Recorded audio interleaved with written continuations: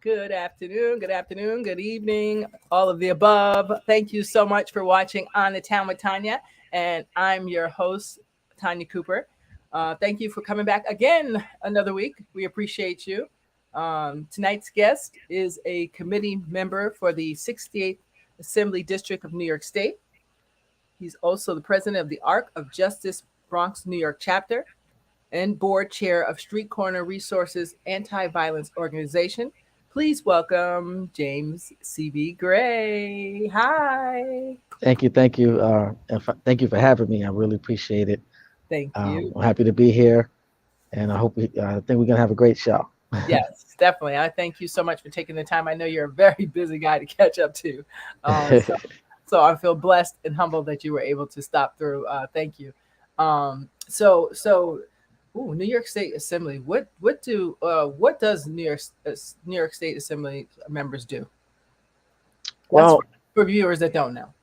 all right. So assembly is uh, well, like I said earlier, I'm not assembly, Right. but I've worked in very closely affiliated with assembly through the 68th Assembly District. Hmm. So the assembly is basically based around the assembly district and an appointed elected official who represents that district. Hmm. It's state assembly, Hmm. state Congress, and Senate. Three different categories, but assembly a lot of is really more geared in the state and deals with even more local issues than Congress and Senate. Okay, so what would if I was a regular citizen? What would I be? What's the kind of things I would need you for? How about that? Because see, a lot of people don't know this. So I know it sounds like me just being nice. Yeah, Really yeah, not. yeah. There's sometimes we get people they really just don't know, and they need to know from the local level. They need to start learning. So Okay, so state assembly is similar to how the city council is structured, but on a much broader scale. hmm So when you take all of the assembly members that are in a certain district, hmm they're all assigned to different committees, and under those committees branch out specific details, you know, of obligation. hmm You know what I'm saying? So it's like I said, it's structured similar to city council. hmm City council is just more direct and immediate. Then you got assembly, then you got Congress, then you got Senate. You know what I'm Okay. saying? So they branch out all the way until it gets to the White House and Congress governing everything, then the Right. federal. You know what I'm saying? So like I said, the structure is a lot like city council, but on a much broader scale. They reach out more outside of the city into county and state. Okay. You know, So so you're a lot of I'll use this analogy a lot of times that your local politicians depend like, and this is one of the problems in a lot of cases. mhm. For instance, there was a guy I knew. He got to finally meet Governor Cuomo, and he's just going crazy about an issue that Governor Cuomo doesn't even deal with. You Right. know, so I had to pull him to the side, like, yo, listen, man. First of all, you just burnt the bridge right here. But you're the anger. Sometimes you get angry, but in order to get results, you got to be strategic about, how you move and how you proceed in order to get the proper results. That Mhm. anger really is not going to help you. If you have a resolution and you're speaking to the right person, now we're getting closer to solving this problem. Right. You know what I'm saying? So first of all, you want to know who the person is that deals directly with this issue that you're having, and then once you approach them, or if you're able to, send them an email directly or get them on the phone or something.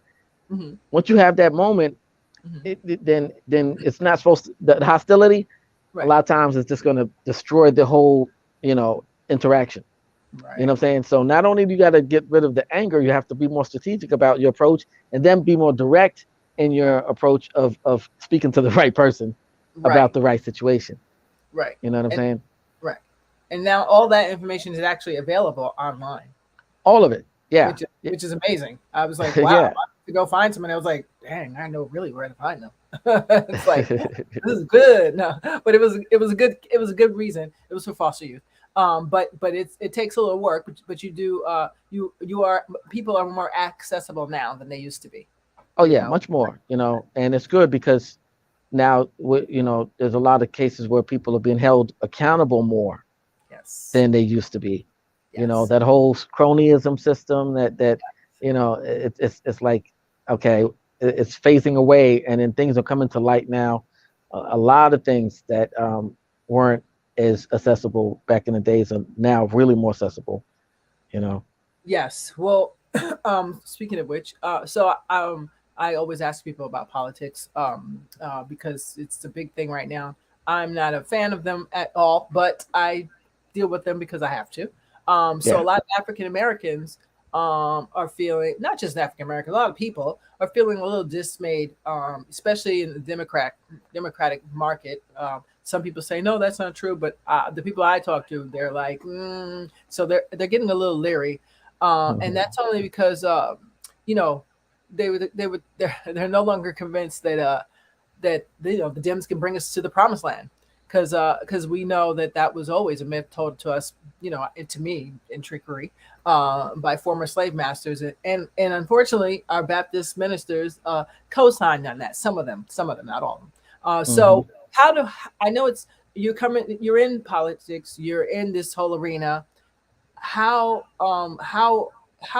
do you create some type of trust, and integrity, so that the next generation can at least start saying, "Oh yeah, this guy, he did what he said he's going to do, and he stuck to his word." Yeah, yeah. Well, let me tell you, there's a lot going on right now, in the, in the Democratic spectrum Yes. that is, you know, it's kind of like, um, how could I put it? I can understand the frustration Right. because I see certain things. I mean, I see a lot of things, but certain things I look at and I say, well, at some point in time, we have to get back to a level of integrity Mm-hmm. and a level of honesty and understanding that to where we can be trusted. You know Mm-hmm. what I'm saying? Because when some people shut down automatically when you start talking about politics Mm-hmm. because of the frustration, Right. and sometimes because they don't really understand how things work. Right. But it's crazy because politics has become a narrative of misunderstanding to the point where some people don't even want to know that they're just so shell shocked. They're like, man, we're not even trying to give anybody a chance anymore because Right. we've been so burned and so forsaken. And I understand it because if you look at years of channeling into the same party Mm-hmm. that really hasn't done anything for you, Mm-hmm. and this is what I'm hearing from a lot of people. Right. And let me tell you, I can agree to a certain point. Mm-hmm. Um, but then it's like, okay, what else is there? You see what I'm saying?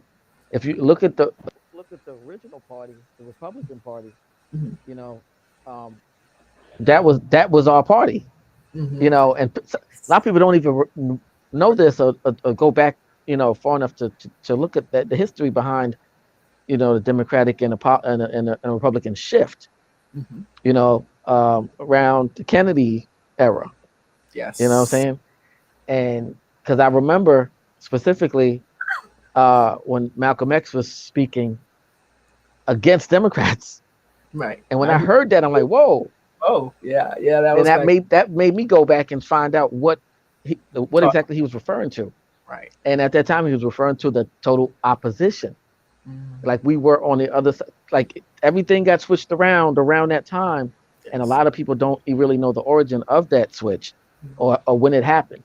nope. You know what I'm saying? So all we know is, oh yeah, we're Democrats. But do you know the history of Democrats? Do you Yes. know that And we were Democrats all were, born republic. Believe it or not, at some point it got changed. I forgot what year it was, but we were yeah, all, and you that's why. know. Yeah. Yeah. So my thing is this: as an activist, Mm, I've learned to really deal more with accountability. mm, I've learned to deal more with holding those accountable that we put in office Mm. on every level, Mm. to the point now where I'm actually working on something right now called the accountability factor. Mm. Like And that. this right here is like literally, if in your campaign you mentioned you're going to do something, Right. okay, we're going to write that down. Mm-hmm. We're going to come back around in about 6 months Mm-hmm. and see how that's going. Right. We want progress reports now. Mm. And not to be petty, but this is the kind of way you have to micromanage situations sometimes in order to get results. Yes. Yes. It's very sad that we would even have to do this, but this Yeah. is what it's come down to. But we're the only group that has to have it done for. That's the catcher. That's the kicker. Exactly. So until people can prove that they are trustworthy and able to be, trusted and relied on, Mm-hmm. these are the kind of measures that we're going to have to take. Mm. And I mean, all the way down to the very last compound. So Sometimes this, it's sad once again, but this is just what it takes. And I'm always looking for other strategic methods of operation that can get us what we deserve out of it. I mean, there's if you look at it, I don't know when Biden said something about crack pipes, right? oh yes. And now during Black History Month, of all months, he comes out with this whole clean crack pipe initiative, and some people just lost it because they didn't understand what he was trying to do. What he was really trying to do was make a comparison between the clean needle program, I know what he was trying to do, and I didn't agree with it. but And I'm a it farmer. still doesn't. It still, at the end of the day, it still has no bearings on that much money Mm-hmm. going into anything dealing with crack pipes. Mm-hmm. Okay, like That's the problem. what kind of ambition does a crackhead have now to even quit smoking crack if you're providing clean crack pipes for him? Not to mention the $50,000 student loans. You could have at least said, you know what? Maybe I can sneak in a reparations here and forgive some student loans from African Americans who make under a certain amount of money or something. I don't know. I'm making that up. He totally bypassed the whole thing and gave out crack rates instead. So for me, Yeah. I was kind of done. I was totally. Well, I've been done with him since Afghanistan, but that's not. I mean, since wherever he went and left everything. He's a mess. Yeah. I give up at this point. But I just I know for me, and I can imagine the person who doesn't understand politics, doesn't know anything about this stuff. I know why they gave up. I totally see it, and it's going Yeah. to take a brilliant group like yourself and other young people that coming up and showing like, yeah, okay, we mean business. We're here for the people. We get paid by your taxes, and we're going to work for every penny. That's what we're going to do, and we're going to make sure the people get what they're supposed to in their communities. That's when that happens. Maybe it'll shift, but right now it's crazy. I'm lucky I live in a community where we just so happen to get everything because it's Bedford. Man, you know how that Well, go. let me tell you, this is one of the reasons why I could have ran for office on a whole nother uh, level and gone to DC or Albany, Right. but I wanted to really you know work more on the ground and closer to my community than anything. And I'm always being encouraged to go for higher office, but right, I'm like, yo, there's so much work we need to do right here, right now. Mm, mm. I'm not even really worried about over there right now because we still have work to do right here.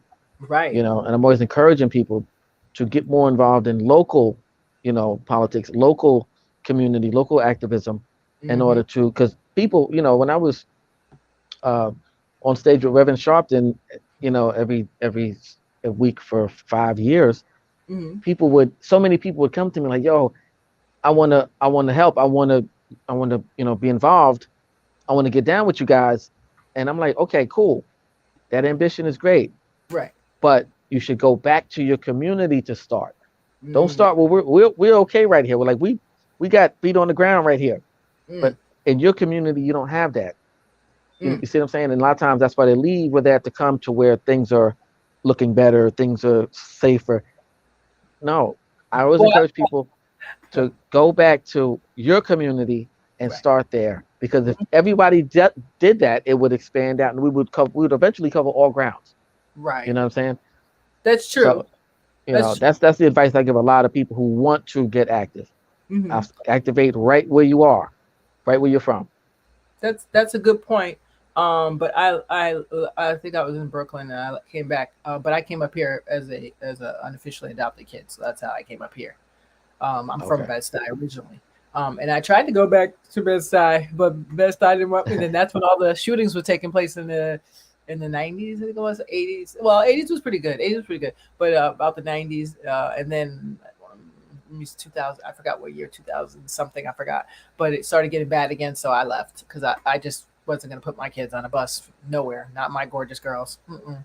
That was Mhm. not going to happen. So that was really the real only reason why. Because I know whatever you don't know by third grade, you could be done pretty much.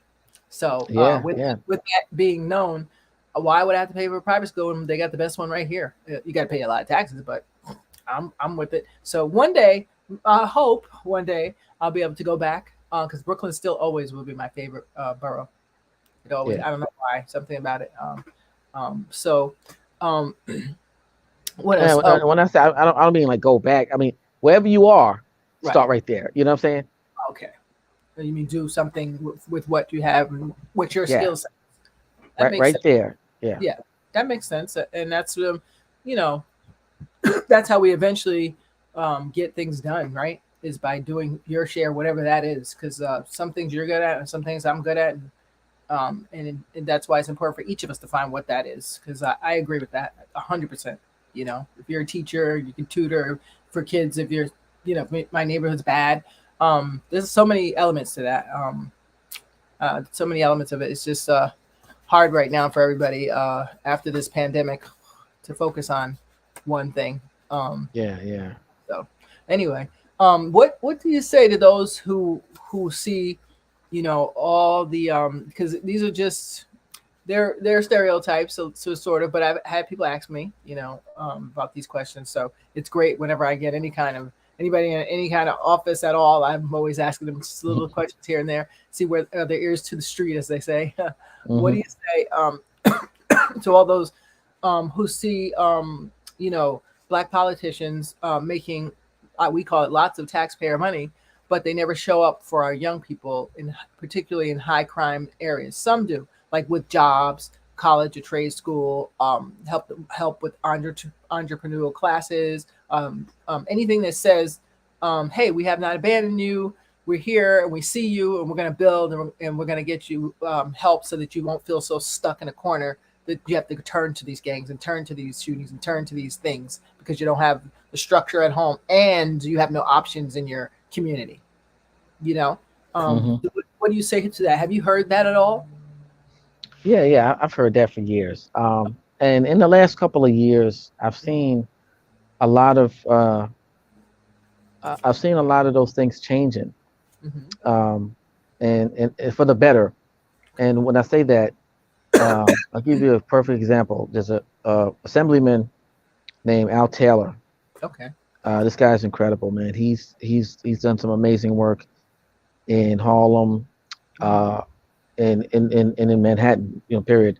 He's this guy, and he's only one of a few that I know that are really out here, that are asking, "What do you need?" That Mm-hmm. are on the front line. Whenever we have a protest, a march, a rally, He's he's there. always there, man. And he has an amazing ability to connect with the youth. Something I can't say about a lot of politicians. Right. And when I saw the youth respond to him Mm-hmm. for the first time, what happened was I heard like a bunch of, you could hear people dancing, and I turned around and it's like about 10 kids dancing, and he's right in the middle, Mm-hmm. and I'm like, whoa, that's something that I'll tell and I'm like, I'm just watching them, and I'm like, wow, this is the kind of interaction that we need, you Right. know. And like I said, this is a case in point, but no, not to say that everything is all gravy, because it's definitely not. Right. But this is one of the things that really gave me hope when it came to black politicians owning up to their word, and being held accountable for their actions. You know, and like I said, unfortunately, it doesn't happen enough. But I Right. think that once people start to experience change in a good way, they Mm-hmm. start to get accustomed to it, and then they're not going to settle for anything less moving forward. You see Mm. what I'm saying? So, Mm. and it is, and even with the presidency, it's kind of crazy because when Obama was in office, everybody's like, yeah. Then Trump comes in, we're like, oh my God, who we got next? Now Biden is doing this crazy stuff. So that's kind of like roller coaster right there. Right. But I think we got much better prospects on a local level, Hmm. and we're getting to a point where we're normalizing accountability. Right. You know what I'm saying? All it takes is a couple of good guys to set the standard Hmm. for people to say, okay, this is what we got and this is what we're keeping. Right. And whenever this falls off, whoa, get that back on track. We got to Right. nip it in, like my father said, nip it in the bud. Right. When we got something good going on here, let's Mhm. keep it like this. Right. Or if or the closer we can get to this, Mm. let's keep it that way, and then take it up a notch. But we got to have a level standard that we Mm. identify with as a success level in progress. Right. You know what I'm saying? So now this is what we need. Okay, we got to maintain this, and whenever we can't get that, we got to put the foot down, Mm. call people out, and Right. say, "Yo, you got to straighten up, step it up." And we got to look at we're the taxpayers. Right. Our taxpayer dollar is paying for all this. Right. You see what I'm saying? Even when it comes down to NYPD or your local police, your taxpayer payer dollar pays their salary. Right. So And let me tell you, a lot of people, police officers don't like to hear that, but it's real. It's true. yes. That infrastructure, all that stuff comes out of your pocket if you're a taxpayer. Right. You Absolutely. know, so you have the right to demand services. You have Hmm. the right to demand accountability. You have the right to demand everything that you deserve. Now we're going back to civil rights. We're Right. going back to our rights as human beings. Right. The pursuit of happiness. All of this stuff is what we deserve. Right. The right to be protected. Hmm.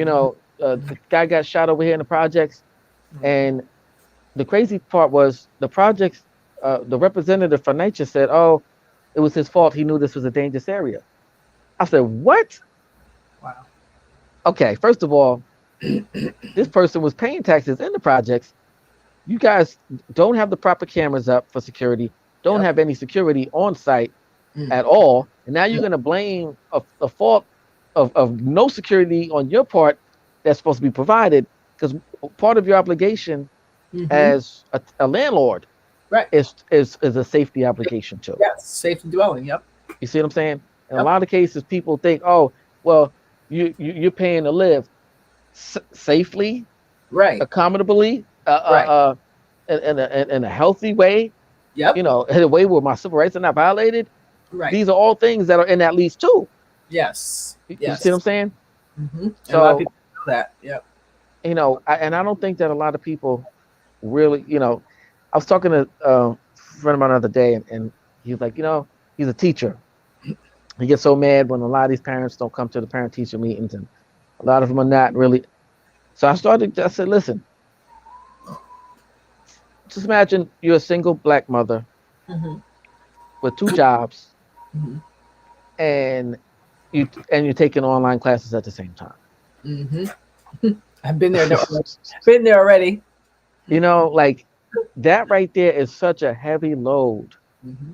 to where I honestly don't think that there's any parent out here that doesn't want to be more active or proactive in their child's life, school, or whatever.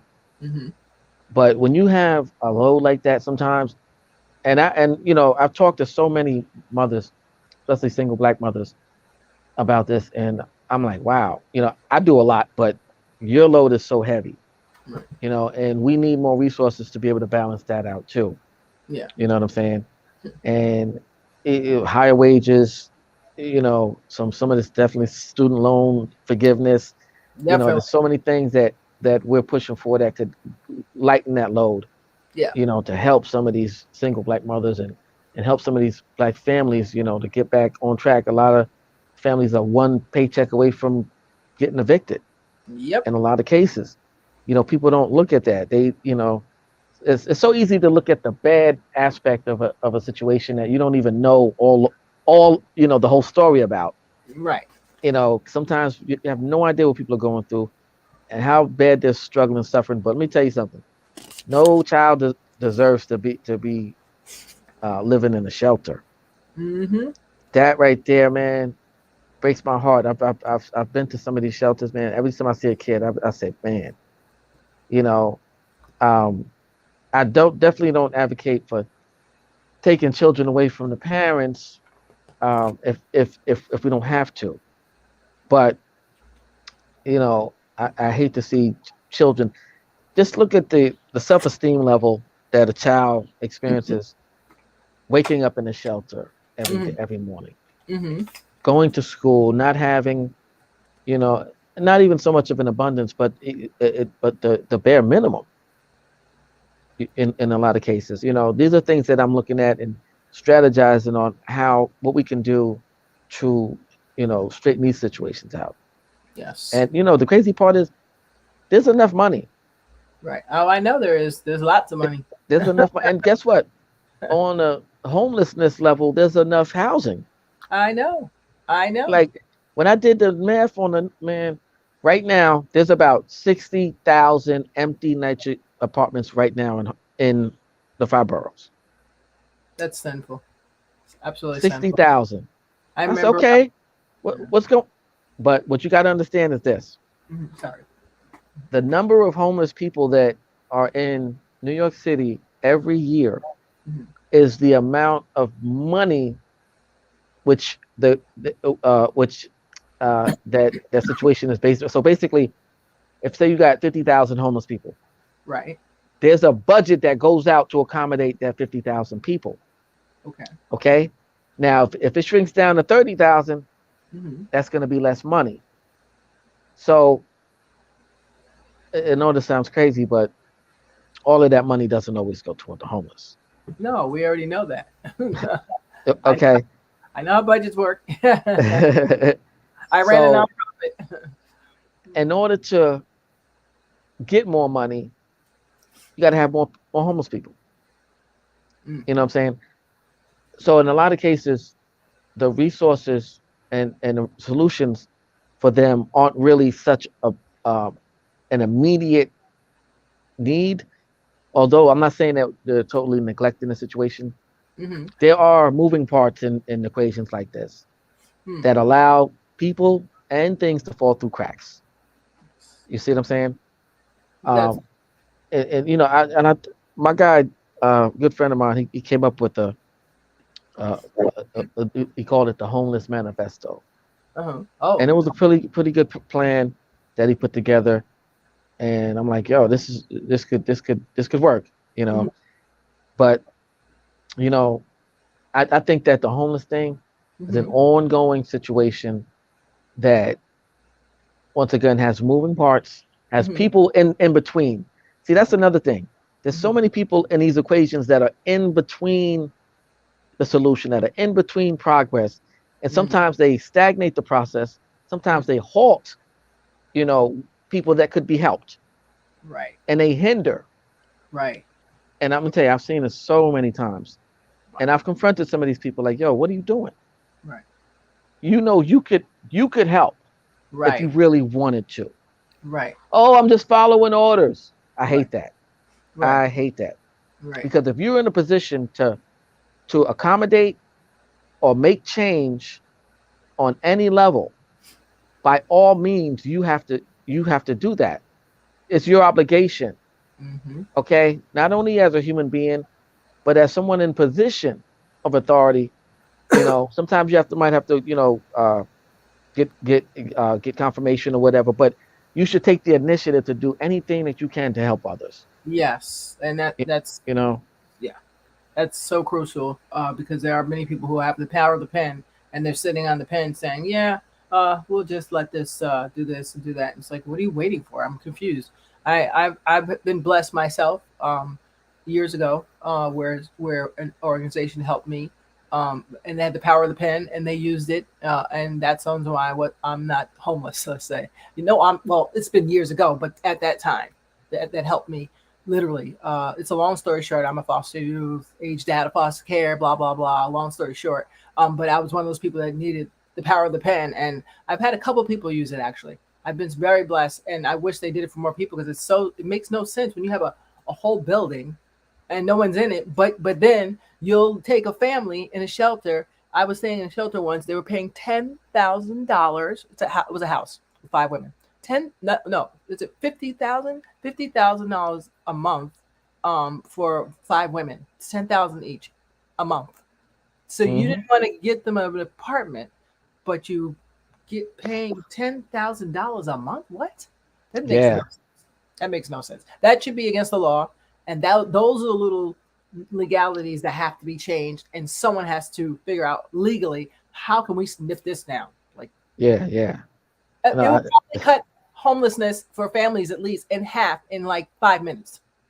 hmm Literally, I believe it. 5 minutes. As soon as them papers get signed, it's going to be a whole. Because I know foster kids right now who are waiting. I know people that are legitimately, have mental illness and they're waiting. I people that have real legit, legit issues that could really, really just use that help in that category. Let me find a secure place first. Then I'll work on my mental. Then I'll work on my stability. Then I'll work on my dreams and my careers. And next, I'll be able to get back. You know what I'm saying? Like you yeah, can't have anything if you don't have a place to lay your head. Because I've been homeless before. I know that looks like. yeah, I'm yeah. blessed. I'm so blessed that the people on the street taught me so much, and I gotta say it was the best blessing in a weird way ever. Because I learned so much about people, and it helped me in my counseling career later. So it was a good thing. But it's just, you know, you got to help the people because the bottom line is if they're not helped, they turn into all these wacko people that we have going in malls now. You know what I'm saying? Yeah, That's what you. yeah, And some people say no, that's a different group. No, there are people who are having touched and not by angels, and they didn't get the help addressed that they need with their trauma from childhood. So they're just running rampant, And then you got other people who are on drugs, and you got there's three different things going on here, but some are all meshed together. So yeah, if we don't start addressing it, I believe it's going to eat us alive, literally. yeah. It's gonna boil over at Yes. a certain point. And a lot of these programs and these services are really supposed to be counteractive, in a lot of cases to prevent this from happening. Mm. But then what happens is these services a lot of times don't kick in or not available until after, and that's when it costs more money. Yep. You know what I'm saying? That's when the stakes are even higher. Yep. So I'm always like, yo, hold on, we can get them right now before. Right. 'Cause say, for instance, right, it's actually if somebody's about to get evicted right now, Right.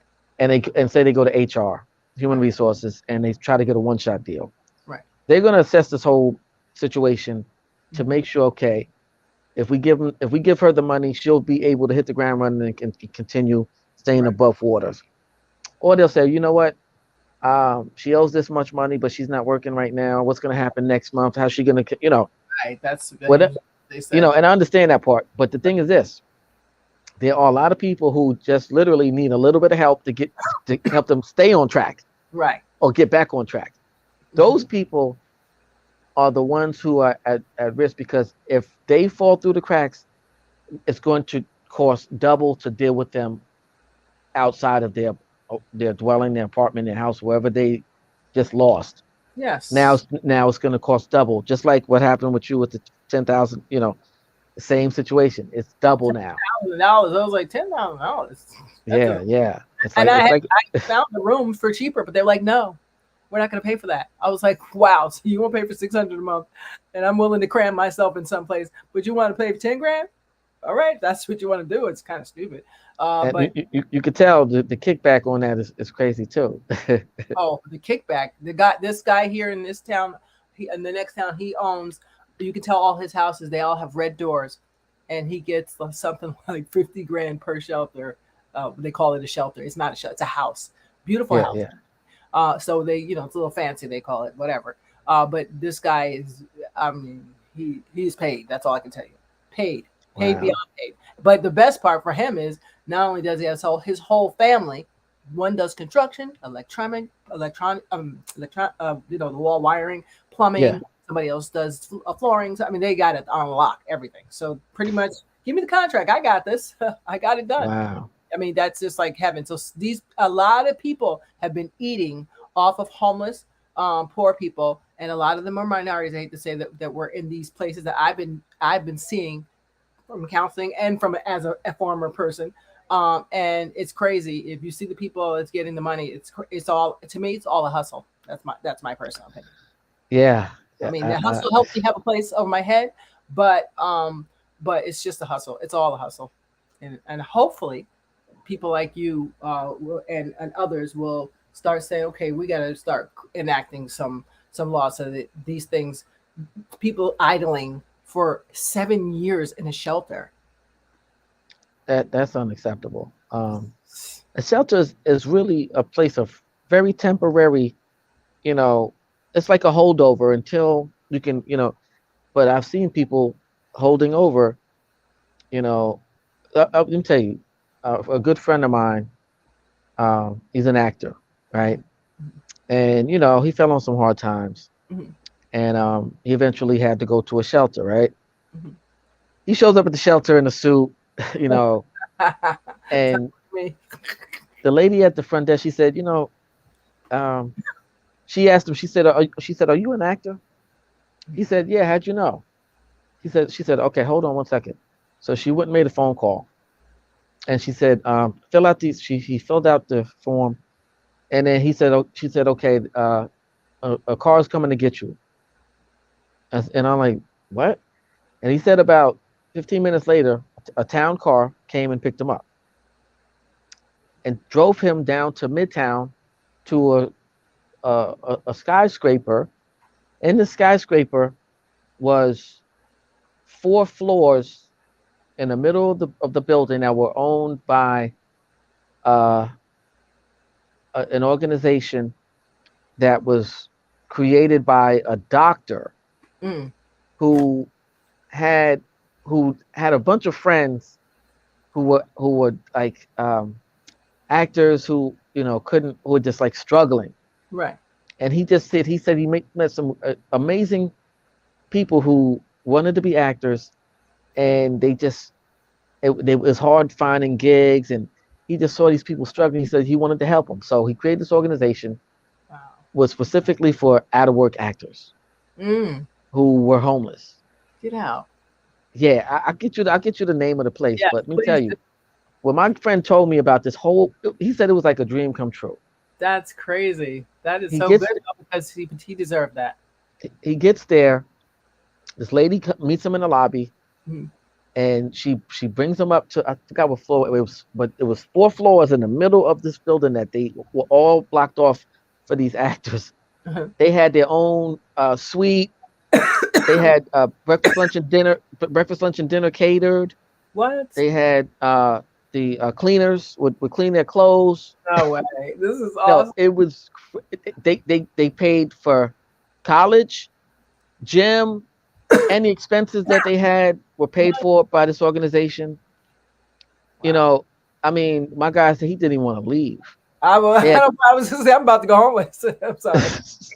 you know, I'm going and I'm back like, back. wow, that's incredible.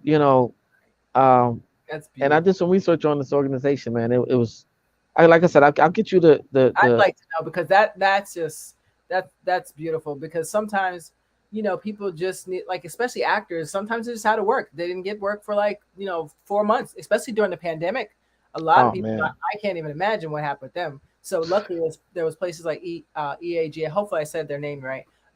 Actors. Oh gosh, I can't say the name right. EAG, I think it's called. Where they help feed actors during the pandemic, or if you need your rent paid or something like that, they help with things like that. Yeah, I had it somewhere. They do. that's actors. I forgot the name. I'll think of it. But they're I awesome. know what you're talking about. Yeah, they're awesome out of Manhattan. They're awesome. But that's the kind of stuff some people just need. I mean, that's the thing. If we start thinking like, okay, what is the little need now, so we don't have to get the big one later. That's just so Yeah, simple. It's so simple. And all those actors that are in those apartments, they're not gonna forget that moment. They're not gonna forget that trading places moment, where they're like they were actually treated like they were already A-listers, You know what I'm saying? Yeah, Because so yeah. now when they really become A-listers, they're never gonna forget that. I think And those actors donate money back to this organization. exactly, exactly. That's You reach know. one, teach one. That's what it's about. That's exactly what it's about. So, wow, thank you for that. I'm can't wait to find out the name of that one. Oh Um, yeah, yeah. I'll get so it to you. yeah, please for sure. So tell us about let's see, you got your activism, justice. How you got into fighting for justice? Okay, so well, I always had the spirit uh, Yes. of doing it, Mm-hmm. of getting into it. My father, Mm-hmm. he was the president of our block association when I was younger, Mm-hmm. and being, watching him, deal with the community, deal with the mayor, deal with politicians, and even local politics. Back then, this is back in Mount Vernon. Mm-hmm. Um, I remember specifically there was a guy by the name of Ronald Blackwood Mm, who ran for mayor of Mount Vernon, right. and he got elected and became the first black mayor in New York State history ever. Mm, And I was a part of his street team, wow. so I was part of history in a sense. I didn't know back then, but Wow. we did a great job, making sure that everybody knew that there was a black man running for mayor. You Wow. know, it was amazing. It was just a great time. Mm, And once that happened, Mayor Ronald Blackwood really looked at my father and mother as people who helped this campaign. And he's like, yo, whatever you guys need. And my father said, well, what I need is we need to deal with this, drug issue, you okay. know. And he's like, yo, he introduced my father to the police commissioner. And from there, it was like a lot of things changed, and I saw my father really progressive with it, active. And I'm like, wow, and see, the thing was, before all that, my father was a Black Panther Wow. back in the late '60s, early '70s. He was a Black Panther in Brooklyn, Wow. You come from and so great. and he also got shot by a police officer What? No in the way. head of all places. Yeah, What? No yeah, way. yeah, And yeah. he survived? Well, what happened was the bullet, like Great. it grazed him, but it was like a deep graze to where it knocked him out. Okay. Wow. But still, that's like still traumatic. Yeah. And Wow. after Ooh, that, he realized, okay, this is real. right. And he ended up they sent him to Rikers Island. Mhm. Him and a bunch of other Panthers at the time. Mhm. While he was on Rikers Island, they put him in the kitchen, and believe it or not, that was the beginning of his culinary career. Really? Because when he beat the case, but it was a whole process. They just, any political prisoners, they put him in there through the I know. worst. I know. So once he got out of there, he ended up get, getting a job as the personal chef for Peg Leg Bates. Peg leg Bates? Yeah, the Oh, world famous Cotton Club dancer that had one leg. He was like a world famous guy. wow. Check him out. Yeah, he had a resort up in upstate New York that was real famous too because it was one of the few places black people could go, and have a good time without dealing with racism back then. Mm-hmm. But that right there gave him like a taste of success outside of just fighting all the time. But and he ended up going to college and getting a degree in culinary arts, Mm-hmm. going on to become one of the highest paid black chefs in the United States, Wow. who also um, was one of the top chefs at Tavern on the Green. I remember Tavern on the Green. I used to love it. I used to live right outside there. It's 120 West 60th Street. Yep, my St. father was one of the head chefs there. Oh, I used to love that place. Um, Hold on. Those were the good Then he days. ended up going to the Plaza Hotel, Oh, Home Alone. Some people might remember that. Home Alone. Yeah. um, then he got so big that they sent him out to Las Vegas, and he became the head chef at MGM Grand Casino.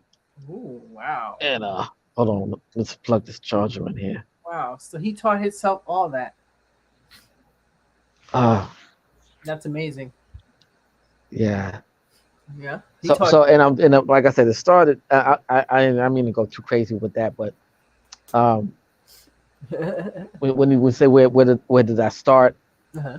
I started watching him, Mm-hmm. being a part of that particular campaign, which really motivated me to want to learn more about political campaigns and political structure, Mm-hmm. and government and politics and all that. I really wanted to learn more about that. Um, and then I went through years of being exposed to it, Mm-hmm. sometimes active, sometimes not. Mm-hmm. One of the things that happened to me is happens to a lot of other people is you think that things can't happen to you sometimes, Right. and then when they do, that's like your reality and like, wow, this is real. Mm-hmm. I was a victim of police brutality myself, Right. Tell us about that. and it was, oh man, like I said, this was one of the few days I didn't have my suit on. Mm-hmm. I was dressed down. I was actually going to a block party. Okay. A good friend of mine invited me to, and I had a great time. And leaving the block party, Mm. um, these three police officers approached me, Oh gosh. and when they approached me, one of them asked me. They said, "Yo, we saw you drinking a beer," Oh God, help and I'm us. like, "What? You saw me drinking a beer?" Mm-mm. They said, "Yeah." I said, "Well, if you saw me drinking a beer Mm. from wherever you were to where you are now, either I would have a beer in my hand or you would have seen me throw the bottle."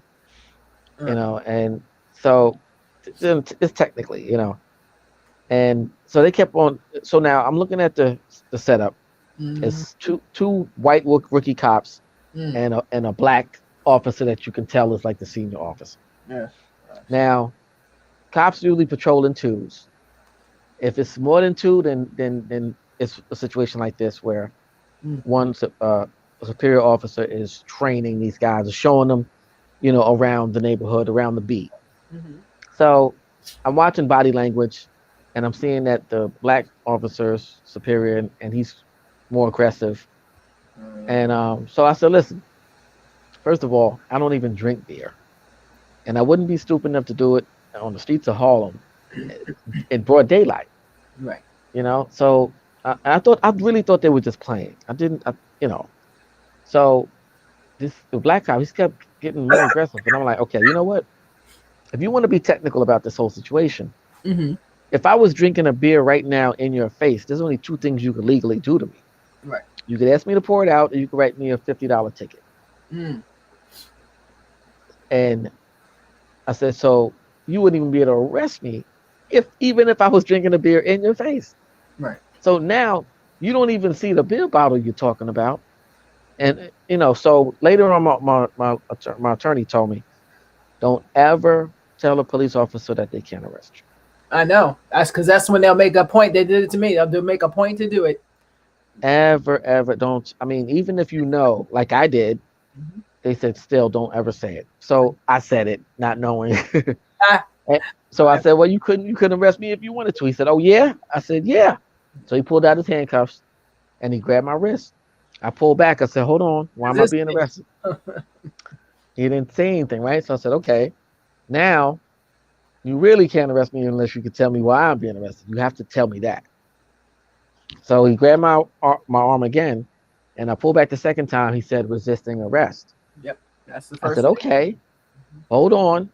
You can't go from A to C without B. Mm. B being substantiating your initial approach. Mm. You did not approach me for resisting arrest. Mm. You approached me about an open container that you still can't find. Mm. Now, I embarrassed him when I said that, and the two white rookie officers looked at him like, whoa. And he was Yep. so mad at that point that he just literally pushed me up against the wall. Uh, When that happened, when I bounced off the wall, he already had the stick out. oh God, And no. it was just like a Rodney King session. Oh, you kidding me? Oh, Yeah. And like, I like I said, got beat with a Billy Club too, because of uh, some dumb lady. Period. That's it. no, let They. me tell you that it was like, Oh, it was so crazy to where so I had sorry. on a I had on a submarine watch. Mm-hmm. Now, what it takes to break the glass on a submarine watch Right. is more pounds of pressure than it actually takes to break a human bone. Yeah. Matter of fact, it only takes 12 pounds of pressure to break a human bone. Jesus. And the submarine watch has to withstand like a lot of pressure underwater. Right. You know Right. what I'm saying?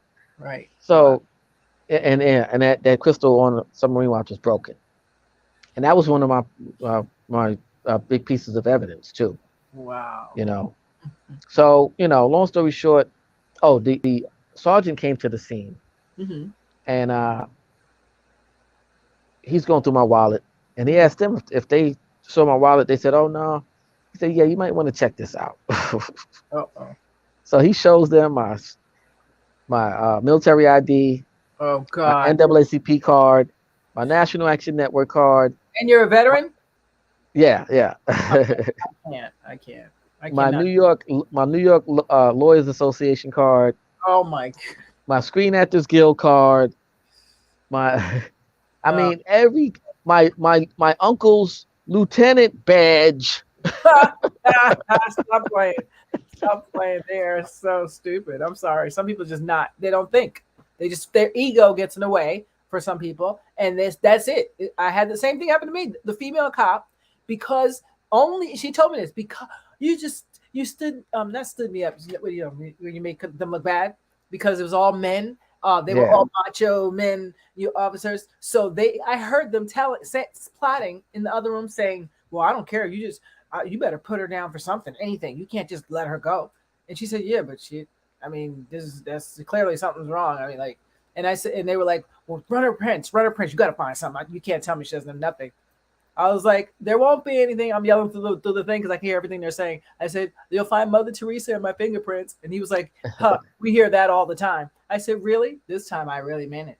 And so when he ran it, when you hear, all you hear is total silence. They're like, "What?" And he's like, "She's right. It's like Mother Teresa." I was like, "I told you. All I do is help people, and I mean that's pretty much my track record. I can tell you anything I've ever done bad in my life if I ever done anything bad. But that's about it. You're not gonna find nothing. I'm not a criminal. I've never committed a crime. I don't do. That's not. I help people not be criminals. That's what I used to do as counseling. You know, they didn't get yeah, it. They didn't get it. They were her ego arrested me and beat me up because the guys were now watching like, "Oh, you did that, you got to finish it through." So now guess what you got to do? Find the charge. What charge could there be? Resisting arrest. And the best part is I was right over a camera. yeah.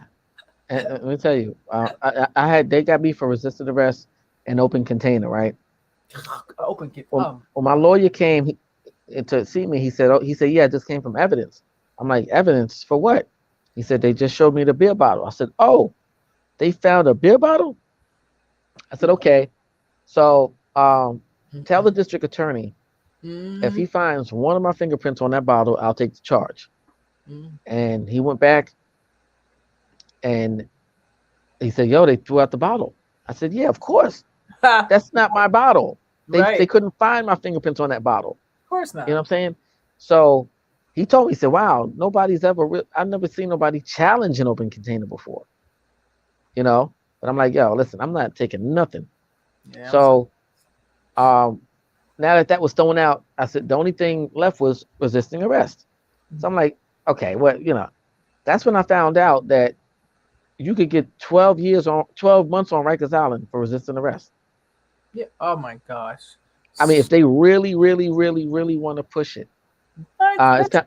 ridiculous. That is so sinful. I know. So I mean, if it's really resisting, that's fine. But for you to blatantly just make it up and there's proof for the camera is just mhm, ridiculous. That's what saved me. And then the best part was I was going to go to the Supreme Court and file a civil liberty. I mean, everything because everything was violent. They didn't tell me why they were arresting me. They didn't tell me they were cops. They had on gray pants and white shirts. I was like, "Who are you?" "They'll come with us now. Come with us now. Come with us now." I was like, "Come with you where?" hold Who on. They didn't announce themselves No, as they didn't off. announce myself, nothing. And the Oh, manager came out and said, and this is the irony of it. I was going to get help because I had 3 months removed from here. So here I am, already traumatized, thinking I'm going to die. And now I got this trauma because the lady behind the bulletproof screen screamed when she heard me tell a joke to the lady on the line. There's like 85 people on the line. It was early in the morning. And she heard me tell a joke that they don't have pens there. And so I said a curse word with the pen. She heard the curse word. And I swear, it's a bulletproof glass. How did she hear this curse? You know what she says? Cursor, so loud, pointing to me only. So they came charging in and just get on the ground, get on the ground, get on the ground. I said, oh my God, who are you? I was like, what is this? And everyone's like, I don't know what they want you on the ground for. What's wrong? And the lady, because she was pointing at me, oh my God, they beat me like a runaway slave. I'm not kidding. With the billy club, the whole nine. It was hard. It was the most traumatizing thing as a taxpayer I've ever experienced in my entire life. I'm not telling you. When I tell you I felt like a slave, I felt like a slave. I'm not kidding. Whatever that looks like, that's probably what it looked like. They were trying to hog tie me. Here I was a size 6 or 8. That's not even 8. I think I was like size 6 then. They're trying to hog tie me, a little old thing who has no weapons, nothing. I told them I'm a Quaker. I'm a Quaker. I don't believe in violence. They didn't care. It wasn't until we got to court that the judge saw the Quakers protesting and said, "Oh, who's this?" And that's when they were like, "Uh-oh, we think we made a mistake." You think? Because I can be loud and advocate for myself, but I would never put my hands on you unless I saw you trying to hurt another person or hurt me or my family. You know what I'm saying? That's it. That's all. And most Quakers wouldn't even do that. But that's the only time my Quaker would come up. If I saw someone trying to hurt you right now and I knew I could do something to prevent it, I probably would, because I'm not going to stand by and watch an atrocity happen. That's just me. So I can tell you, it was a nightmare. So I empathize with you because I was there, bro. I was there. I was there. I was there. Yeah, so the second judge, happened to, I don't know if she remembered me, but she had to remember me, because the second judge now, because I said, nope, I want to go to the Supreme Court. So the first one was like, you sure? Just drop it. We'll give you back prayers, but this is silly. This is a mistake. Their mistake. Why should I have to pay a fine for their mistake? That doesn't make sense to me. So I went to the next one, and now it becomes integrity, because everything I said, all you need to do, pull the camera. Even if you pull the camera, there's 85 witnesses who will testify that I never in any time, shape, or form did anything of violence or make any threats or anything, anything to cause this beating that I got. Nothing. There's nothing to justify it. And these people in gray pants and white shirt, she told me, how didn't you know I was a cop? Didn't you see my badge? Yeah, now I see it after I don't have the billy club in my head. Sure, I see it now, but I didn't see it then. And only cops I know wear blue uniforms.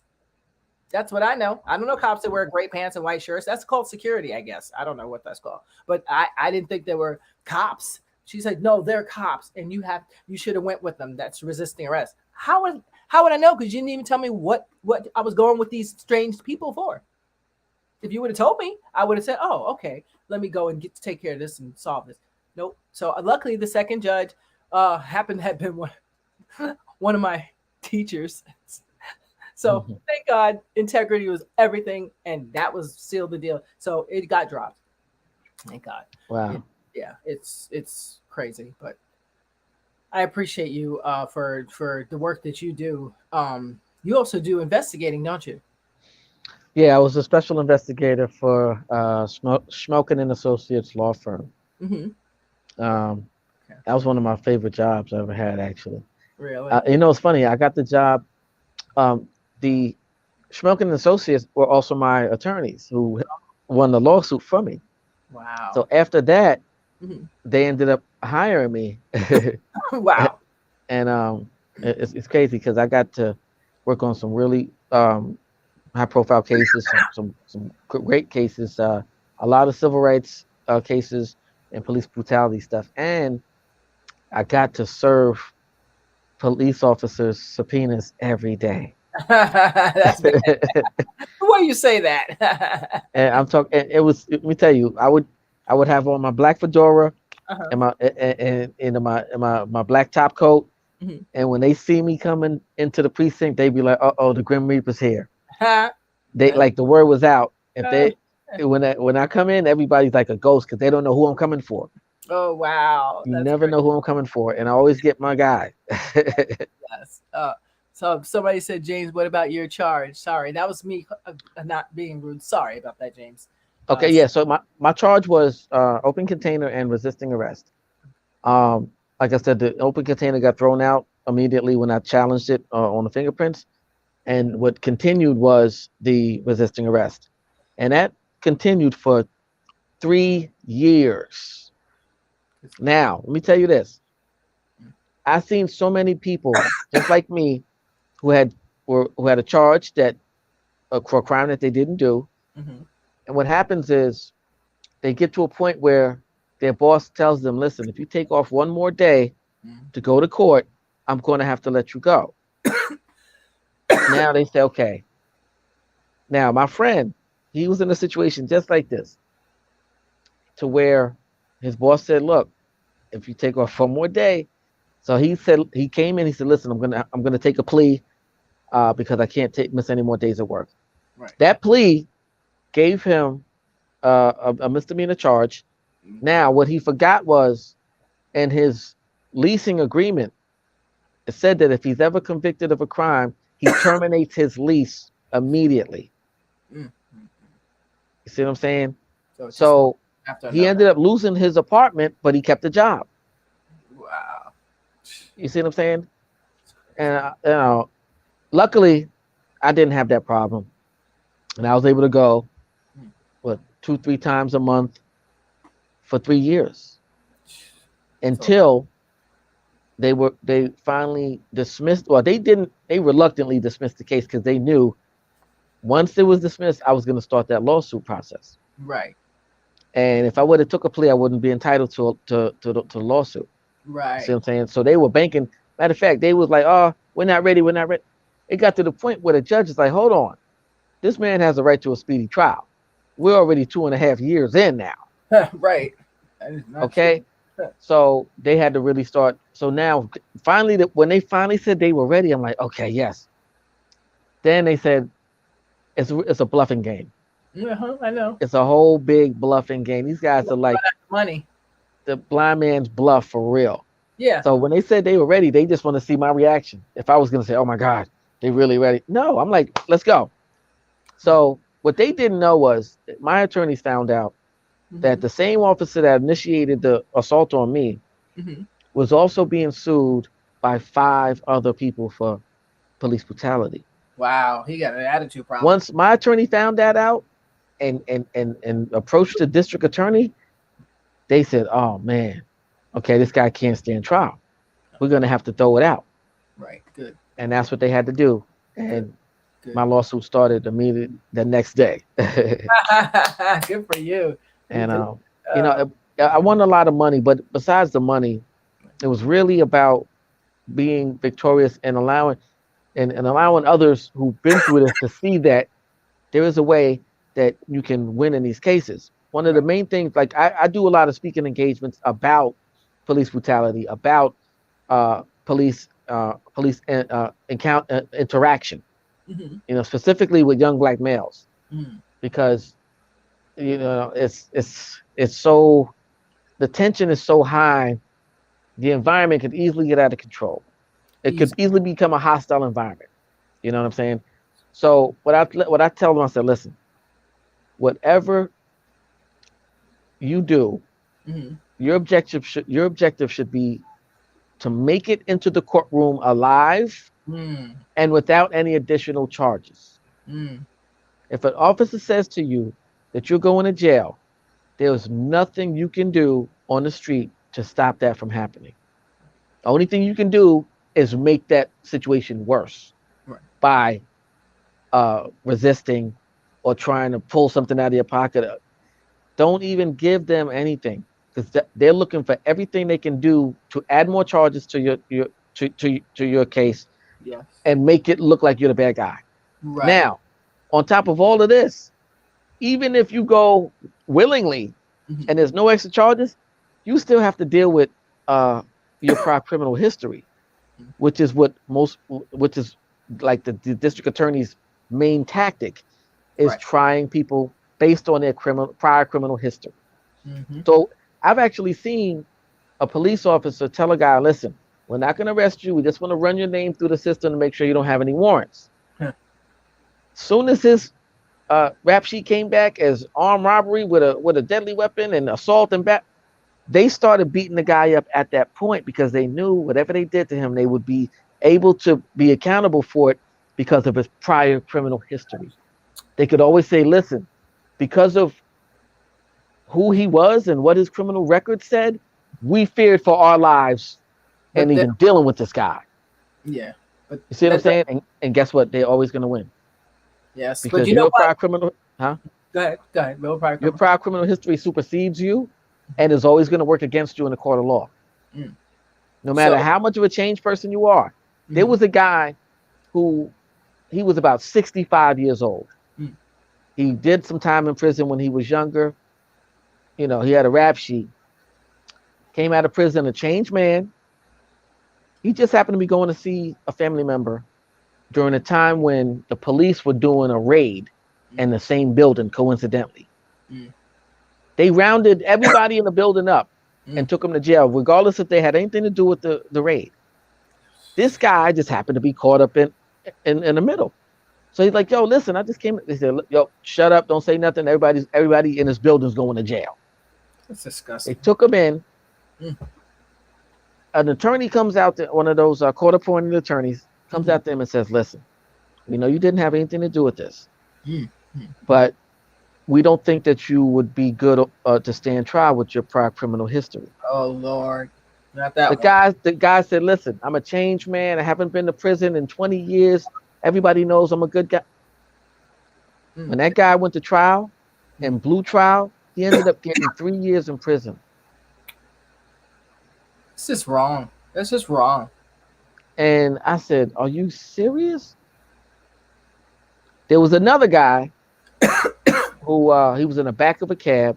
Mm, He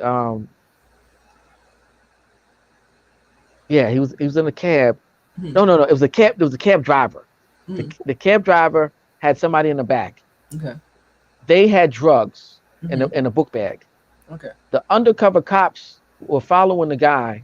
No, they didn't even know the guy. The undercover cops were behind them trying to tell the cab driver he couldn't double park. Okay. The guy in the back seat got nervous and thought that the police were coming to get him because he had drugs. Oh He runs out of the back seat, leaves the drugs in the back seat of the car. It was like 2 keys of cocaine. my God.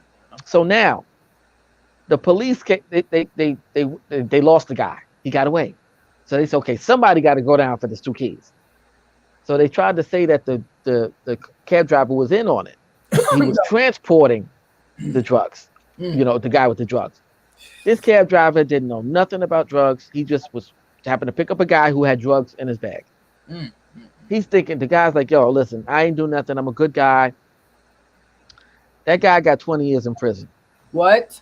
Yes, Yeah. 20 years in prison. 20 years. Yeah. And that's still good for 2 keys of cocaine. Couldn't anybody verify what he does and who he is and all that good stuff? You know how many people that are in prison, in jail, in prison right now, just because they didn't have enough money to afford the right attorney?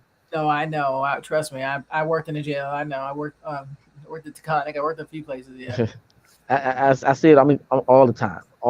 Yeah. I used to inspect prisons for human rights violations Mm, and got to talk to so many prisoners, and I used to right. do motivational speeches at a lot of these prisons. Mm, wow. And man, some of the war stories, I was able to help some of the people Mm, because I'm like, yo, come on, man, are you serious? Some of these cases are they just need the right legal defense to help them, man. But there's so many people that just get fall through those cracks. yes. I You know what I'm think saying? that would be a good.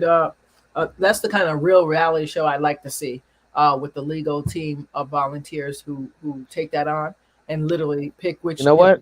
Mhm. I was one of the coordinators up at the National Action Network for Legal Night, head by uh, Michael Hardy, who's uh, the general counsel for National Action Network.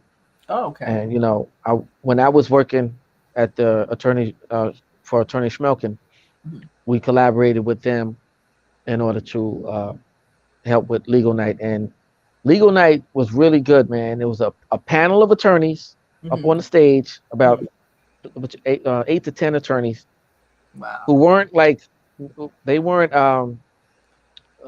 like, legal aids or court appointed attorneys. These guys were like serious attorneys, Right. and they all were pro bono, Mm-hmm. providing their services to Mm-hmm. help those who could not afford legal representation. Wow. You know, Mm-hmm. Oh, and great. let me Sorry. tell you, this we in the audience, Mm-hmm. it'll be about 200 people, Mm-hmm. and on the stage would be about 10 attorneys, and every one of those attorneys would see everybody, would take a, by the end of the night, all everybody had, was represented. Mm. And That, every last Thursday of the month, I don't know if it's still going on because of COVID, kind of shifted it back a little bit. But right. Right. man, when I was there, man, it was so amazing. Mm. You know, That's anybody that needed legal representation, these guys were getting people out of. We even got a couple of people off of death row too. wow.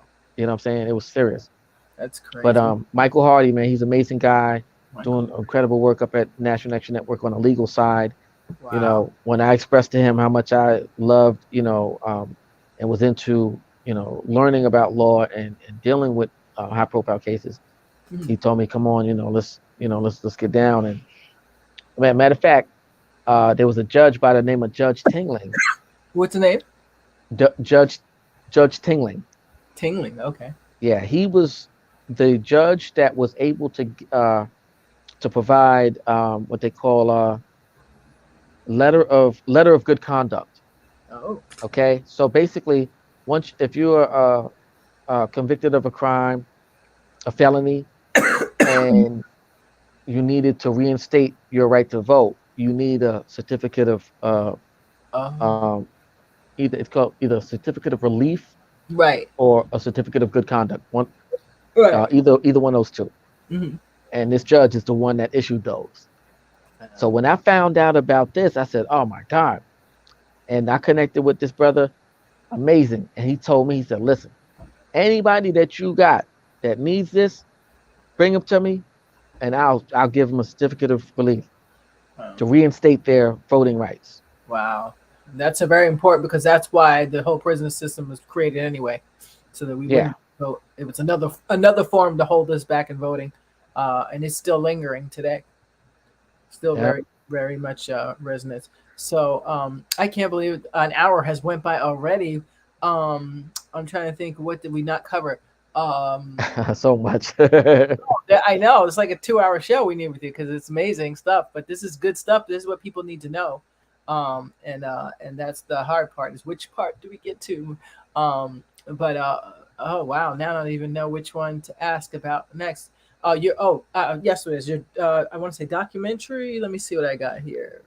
Oh yeah, the documentary. So now the documentary was basically spawned by my police brutality case. Okay. Going through that whole process, I said, "Man, I can't believe that there's so many people, especially black and brown people, who go through this every day and don't have the same resources that I have, don't have the same support system that I have, don't have the same resources on any level, and are just victims Mm, of police brutality." mm, I said, "You know what? We got to do something about this." So, being able to speak about my situation mm-hmm. every time when I um, tell people that I won a lawsuit against NYPD, they just go crazy because they're like, "Oh my God!" Because, like Right. I said, only 1% of African Americans in New York City, African Mm-hmm. American males in New York City, have successfully done that. So, and to be more technical, it wasn't a lawsuit against NYPD. It was actually a lawsuit against the city of New York on behalf of NYPD. Mm. Okay, so any other municipalities, you have to sue New York City because they're under that umbrella. Oh, You know okay. what I'm saying?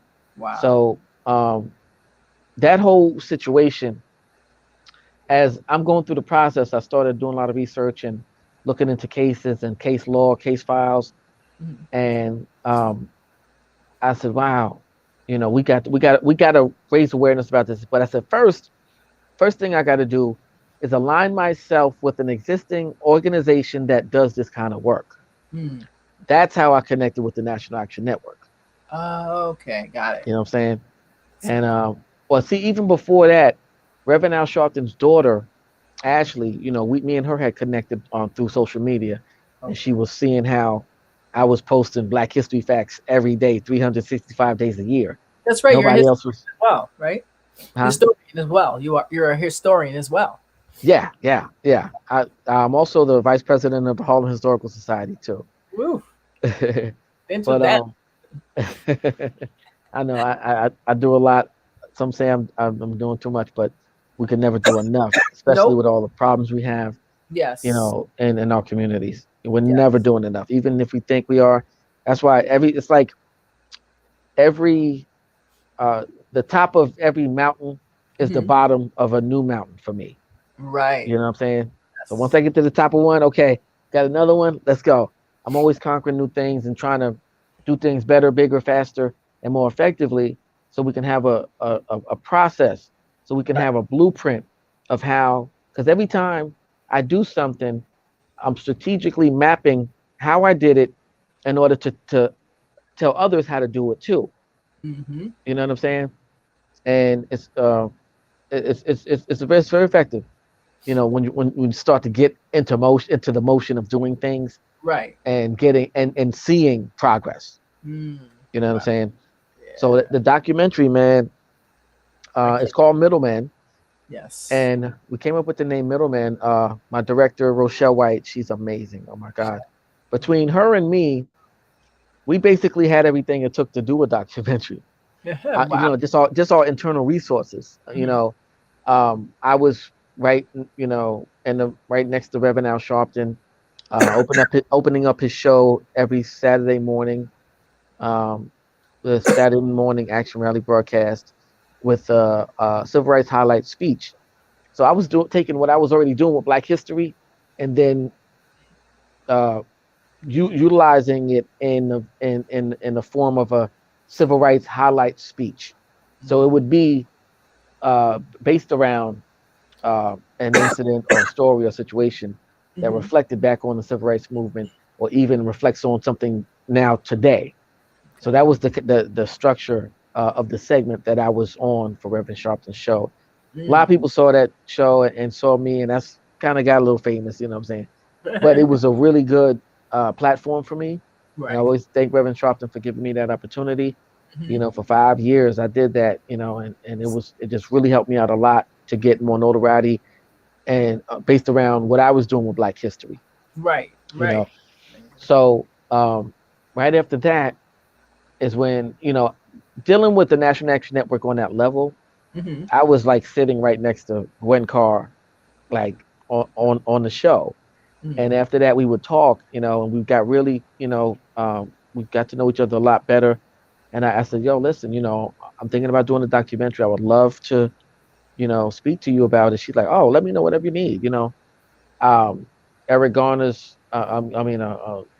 Sean Bell's father, Hmm. I got really tight with him just being, around him at the National Action Network. Hmm. And he's like, listen, you want to know anything about my son? Hmm. Come by. I'll show you where he got shot. He gave me like a tour of the place he had the party, Right. the place where he got shot, the place where they named the street after him. Hmm. He took me home and showed me pictures of him when he was a baby, talking to him, interviewing him at the house. It was beautiful. Amadou Diallo's mother, same thing, man. She gave us a lot of information. She gave us a Wow. great interview. Oh, that's gonna be Um, amazing. Corey Weiss from Central Park Five. I Oh, was wow. with him all the time at the National Action Network. We became like brothers. I even got him a book deal through Simon and Schuster. Nice. You know what I'm Sweet. saying? That's gonna be powerful. If you have all of those people, that's gonna be powerful. I cannot wait. When is that Oh coming no, out? let me tell you, I got whistleblower cops. I Oh, got I got Philip Banks, who was the commissioner when Eric Garner got killed. what?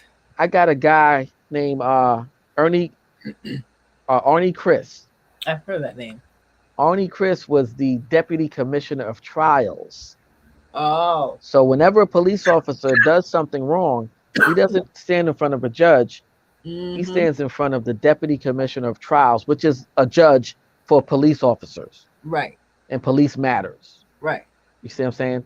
Um, and Arnie Chris was a really good guy. He was one of the few deputy commissioner of trials that wasn't an internal NYPD, type of judge. Mm-hmm. You know what I'm saying?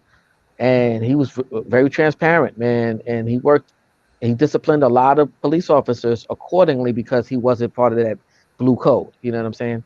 Right. Right. That's Great, important. great guy, man. And man, I got psychologists, sociologists, economists, Mm-hmm. NYPD experts, analysts, Right. behaviorists. I mean, everybody, because in a lot of cases, you have a one-sided issue, Mm-hmm. and it'll just be either bashing the cops Right. or glorifying, the cops. In this case, I said, no, we need to be as transparent as possible. I need the experts, and I need the activists, and Yeah. I need the whole spectrum. So Yes. we got both sides. Good. Good. Good. And if you look at like Oprah Winfrey she produced this documentary on HBO about Michael Jackson. Yes, I saw that. Oprah Winfrey had ample amounts of times and opportunities to sit down and talk to Michael Jackson about anything she needed to talk to him about. Mm-hmm. But she decided to wait until after he died to do a smear campaign. And it was it was very sad That broke my that, heart. you know what I'm saying? Broke my heart. Now, I met him once. That really broke my heart. he actually signed an artist that I used to manage. So I know him, on a whole nother level. But he was a really great guy. He So, was. He was. really great guy. They And said see, even in that documentary, the about. FBI discredited all that information. They said, no, all this stuff is not true. We told you guys before y'all did the documentary. Why would you still keep dwelling on this? Because everybody just wanted to make him. He could never be the king of pop. They never could have And you, excuse me, an and, African and American but man. let me tell you what people are not talking about. The Mm. fact that documentary got sued and they lost a lot of money. Oh, They're not talking about that part. well, that's good. I hope the kids sued him. You know what I'm saying? The estate. I hope they did because that's just it was. It was. I thought that was the lowest when I saw what was this Brashear, the gentleman. Brashear was the guy she had talking. No, that I was with forgot. that I was with forgot his Michael name. Jackson. That's what he did that interview and tried to with Lisa Presley. I thought it was so total setup, but I was like, I'm not trusting none of them. This is all fixed, and I don't know. I feel bad because Michael Jackson was the one celebrity who, for me, could right now go in the studio, come out with a song that'll make my heart happy, even in the middle of the war, in the middle of craziness. He would bring it all together with that song. You Yeah, let know. me tell you. I was just talking to my friend earlier today, Mm. and I said, when you got a mother, a daughter, and a grandmother that are all watching an artist and all enjoying this artist perform, 3 generations at one time, that's very hard. You know what I'm Mm-hmm. saying? Because of generational gaps. But Yep. if you got an artist like Michael who channeled through generations and Yes. still, was amazing. It's Yep. hard to even keep that momentum after years. You Yes. know what I'm saying? Not many artists make it past the second, third album. Nope. And then you got Nope. somebody like Mike had like many albums and much success. And to be able to captivate several generations is phenomenal in itself. He's You know what I'm amazing. saying? Now, it's crazy. A lot of people talking about this drill music. Uh-huh. You heard about that? Drill music, Yeah. like the not sorority, the like the HCC schools, or you mean that kind of music? Like doing the whole orchestra thing, or No, something no, totally? no. Oh, Okay. Drill music is this new, uh, it's a new kind of hip hop oh, music that oh, specifically speaks about killing oh, and murdering people. oh, right. So when you're on the ground and I got the gun to your head, I drill you by shooting you. Mm, mm, So this drill music is influencing a lot of young people to want to kill, to want to shoot. because you can't even get in this genre without having beef. Like you can't come in and say, "Hey, guy, let's rap about having a good time." Okay, he's not a drill rapper. Get him out of here. In order to solidify yourself in the drill music world, you have to be in constant beef with someone, have shot someone, or kill someone, or shot at a cop, or did something in retaliation to a cop. It's crazy. And let me guess who the executive is at the top of the office that's getting the money on all of this. There's a couple, but these labels are enabling this. They're And that's what enabling I'm this. talking about. That's what I'm talking about. The label, the executive person who's signing off on, yeah. Let them just kill each other. Who cares? I'm gonna take out this double life insurance policy anyway. Don't matter. Let's go. They don't really care. It's a new modality. It's horrible. I used to work in the music business. It's totally Well, changed. let me tell you. I'm sure you could take a wild guess on where drill music originated. Let's guess. South? Where? Midwest. I don't know. Where? Chicago. Exactly, Okay. Well, Chicago.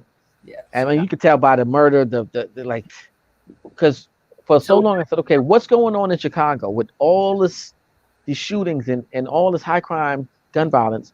What's going on? And that's when the drill music culture was at its height.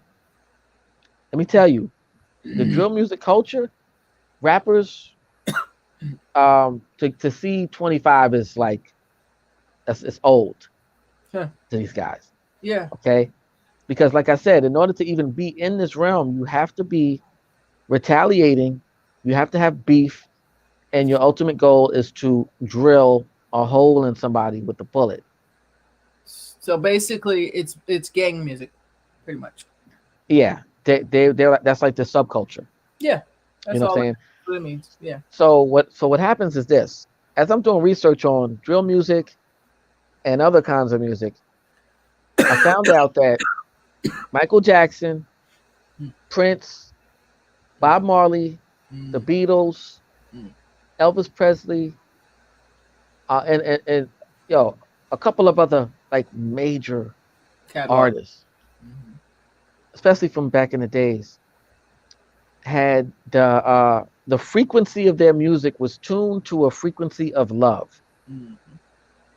Now, drill music, gangster rap, and other genres that focus on the negative prospects and negative energy Hmm. are all tuned to a frequency, a demonic frequency. Hmm. Hmm. Okay. Doesn't shock me. So if you understand what that means, a demonic frequency is something it can possess someone. I know. I've You seen know it. what I'm saying? So now you got the demonic frequency calculating with someone who's playing Call of Duty. Mm. God help, I hate them games. Okay, now I'm not blaming it on the video games. I'm not blaming it on the music.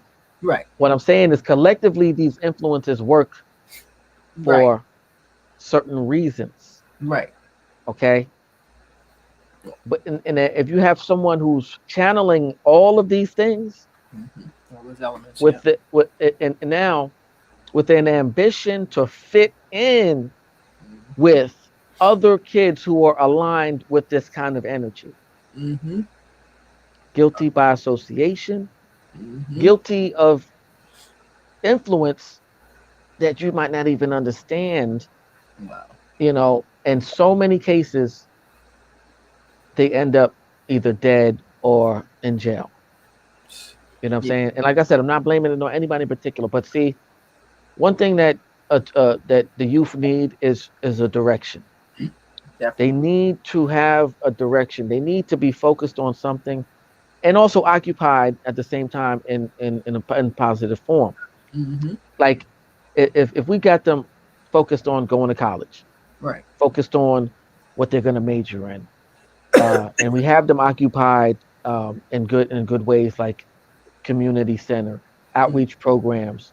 And see, this one thing I love about Street Corner Resources, which is the organization that I'm the board chair of. Mm-hmm. We have so many programs. We have locations for them to come to. Like I said, we created the Peace Cafe specifically because on Friday nights between the hours of 8 p.m. and 12 p.m., is the window of time where the detectives are literally hunting young black males, trying to introduce them to the criminal justice system by shakedowns and stop and frisk and all this stuff.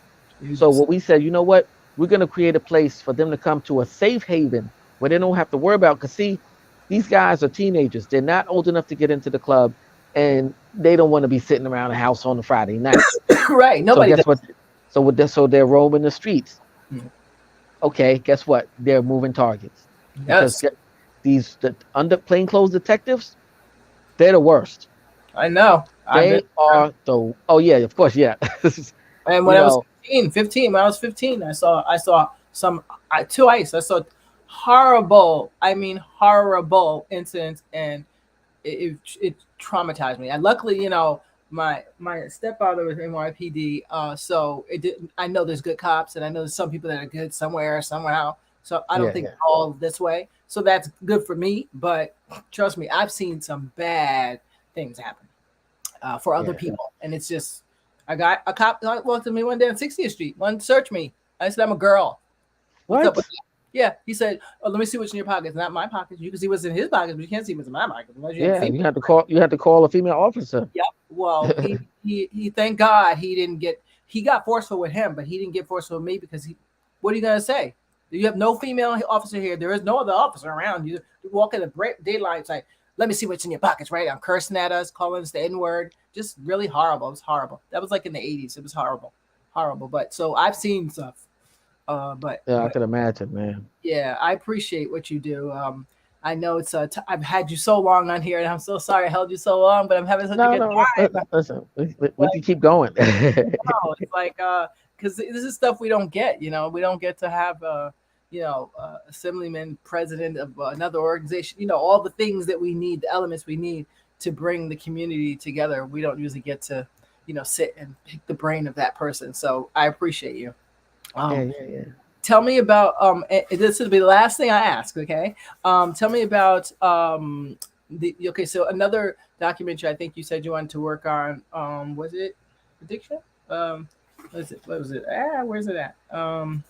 There was one other thing you said you wanted to work on that you were going to work on and more in the future. Okay, nope, not that. All right, police brutality. You told me about that already. There's one other thing. This is it. Oh, human trafficking. Well, Okay, so yeah, we that's one of the next film projects that I'm going to be producing. say. It's a film called Good Girl Done Bad, not Good Girl Going Bad, Good Girl Done Bad, Mm, and it's in reference to um, a young lady who got caught up in human trafficking. Now, let me tell you, mm, this really started with me based around a guy that I met mm-hmm, years ago, and a friend of mine had a party at a strip club. mm-hmm. I don't really do strip clubs, but I came by just to like support and trying to really be in and out. Right, and right. while I'm there, I met this guy. He Mm-hmm, introduced me to a guy. He said, "Yo, this guy right here, mm-hmm. he can get you, he can get you girls." I'm like, I don't want no girls, Right, but I didn't know what he was referring to at the time. right. Then I later on I asked him, I said, "What do you mean by he can get you girls?" He said, and when I was at the club, there was about 10 Russian strippers. Mm-hmm, They were really nice. They were cool. right. But and I wasn't really thinking about it at the time. But later on, when I asked my guy, he broke it down to me. He said all those girls Mm. belong to that guy. What? I said, "What do you mean?" So he broke it down to me because he said there was like three other strip clubs where this whole same kind of stuff was going down. These girls are literally kidnapped Mm-hmm, in places like Russia and Ukraine and places like that. mm-hmm, Some of these girls are like top models, man, gorgeous, mm-hmm. and they kidnap them and they hold them on a boat until they get enough of them to where they say, okay, once they get a certain number, it's okay. Now we can take off. Some of the girls come out of prostitution or runaways and just Right. get caught up in Yep. this whole thing. So And so, oh yeah, we'll take you to America. They don't tell you you're going to be like on the bottom of an ocean liner. You know what I'm saying? And So I'm like, well, how the hell, they just kidnap it. So they know information about each one of their family members, one of their families. So if Mm-hmm. any point in time one of the girls runs away, Mm-hmm. they go and they either kidnap a family member or kill or some, they do some retaliative stuff, man. It's crazy. Oh, man, that's crazy. And so these girls know, okay, we got to do whatever they say. Mm-mm-mm. Now they said there were instances where sometimes they would kill one of the girls in front of everybody just to, like, as a lesson. Okay, see that right there? This is what happens to anybody that doesn't follow the program. Right. They get them over to America Mm-mm. and they assign them to different strip clubs. And they have to work in that strip club until they can make enough money to pay their way out of that obligation. That's disgusting. And if any point in time they decide that they want to run away, their family is at risk. Mm. Their direct family is at risk. They'll make a phone call back over there, and somebody could die. You know what I'm saying? Because now they say, okay, now just you being in this equation, now you're a debt, Mm. and until this debt is resolved, you belong to us. And the whole big like Russian mafia thing, Yep. it's a well organized system. I'm You know what I'm surprised saying? that they get away with that. Um, That's and I started finding out more about. I'm like, wow, this is crazy. And I didn't want to do something that was gonna kind of like you know, um, not like an undercover type of nothing like that. right. I wanted to get as real of a real life scenario as possible. Right. So I spoke to some of the some people who had inside information about stories and things like that, Mm-hmm. and just putting together uh, something as real as possible Right. without being like inside edition or something like that. Right. Right. Right. Right. You know Right. what I'm saying? And I'm always big on trying to protect people's identity if they don't want to be exposed. But Exactly. the big picture is getting the word out about what's happening. And this is just one type of situation. I got another film called Coyote Crossing, Oh. which is written by a good friend of mine by the name of Kim Delgado. This guy's a legend in the game. He Mm-hmm. actually teaches the advanced script writing course at Berkeley College. Yeah. Really. Yeah, yeah. That's where I He's went the to. president of Heavenly Visions Films Productions. This guy's IMDb page will probably make your computer explode. What? Okay.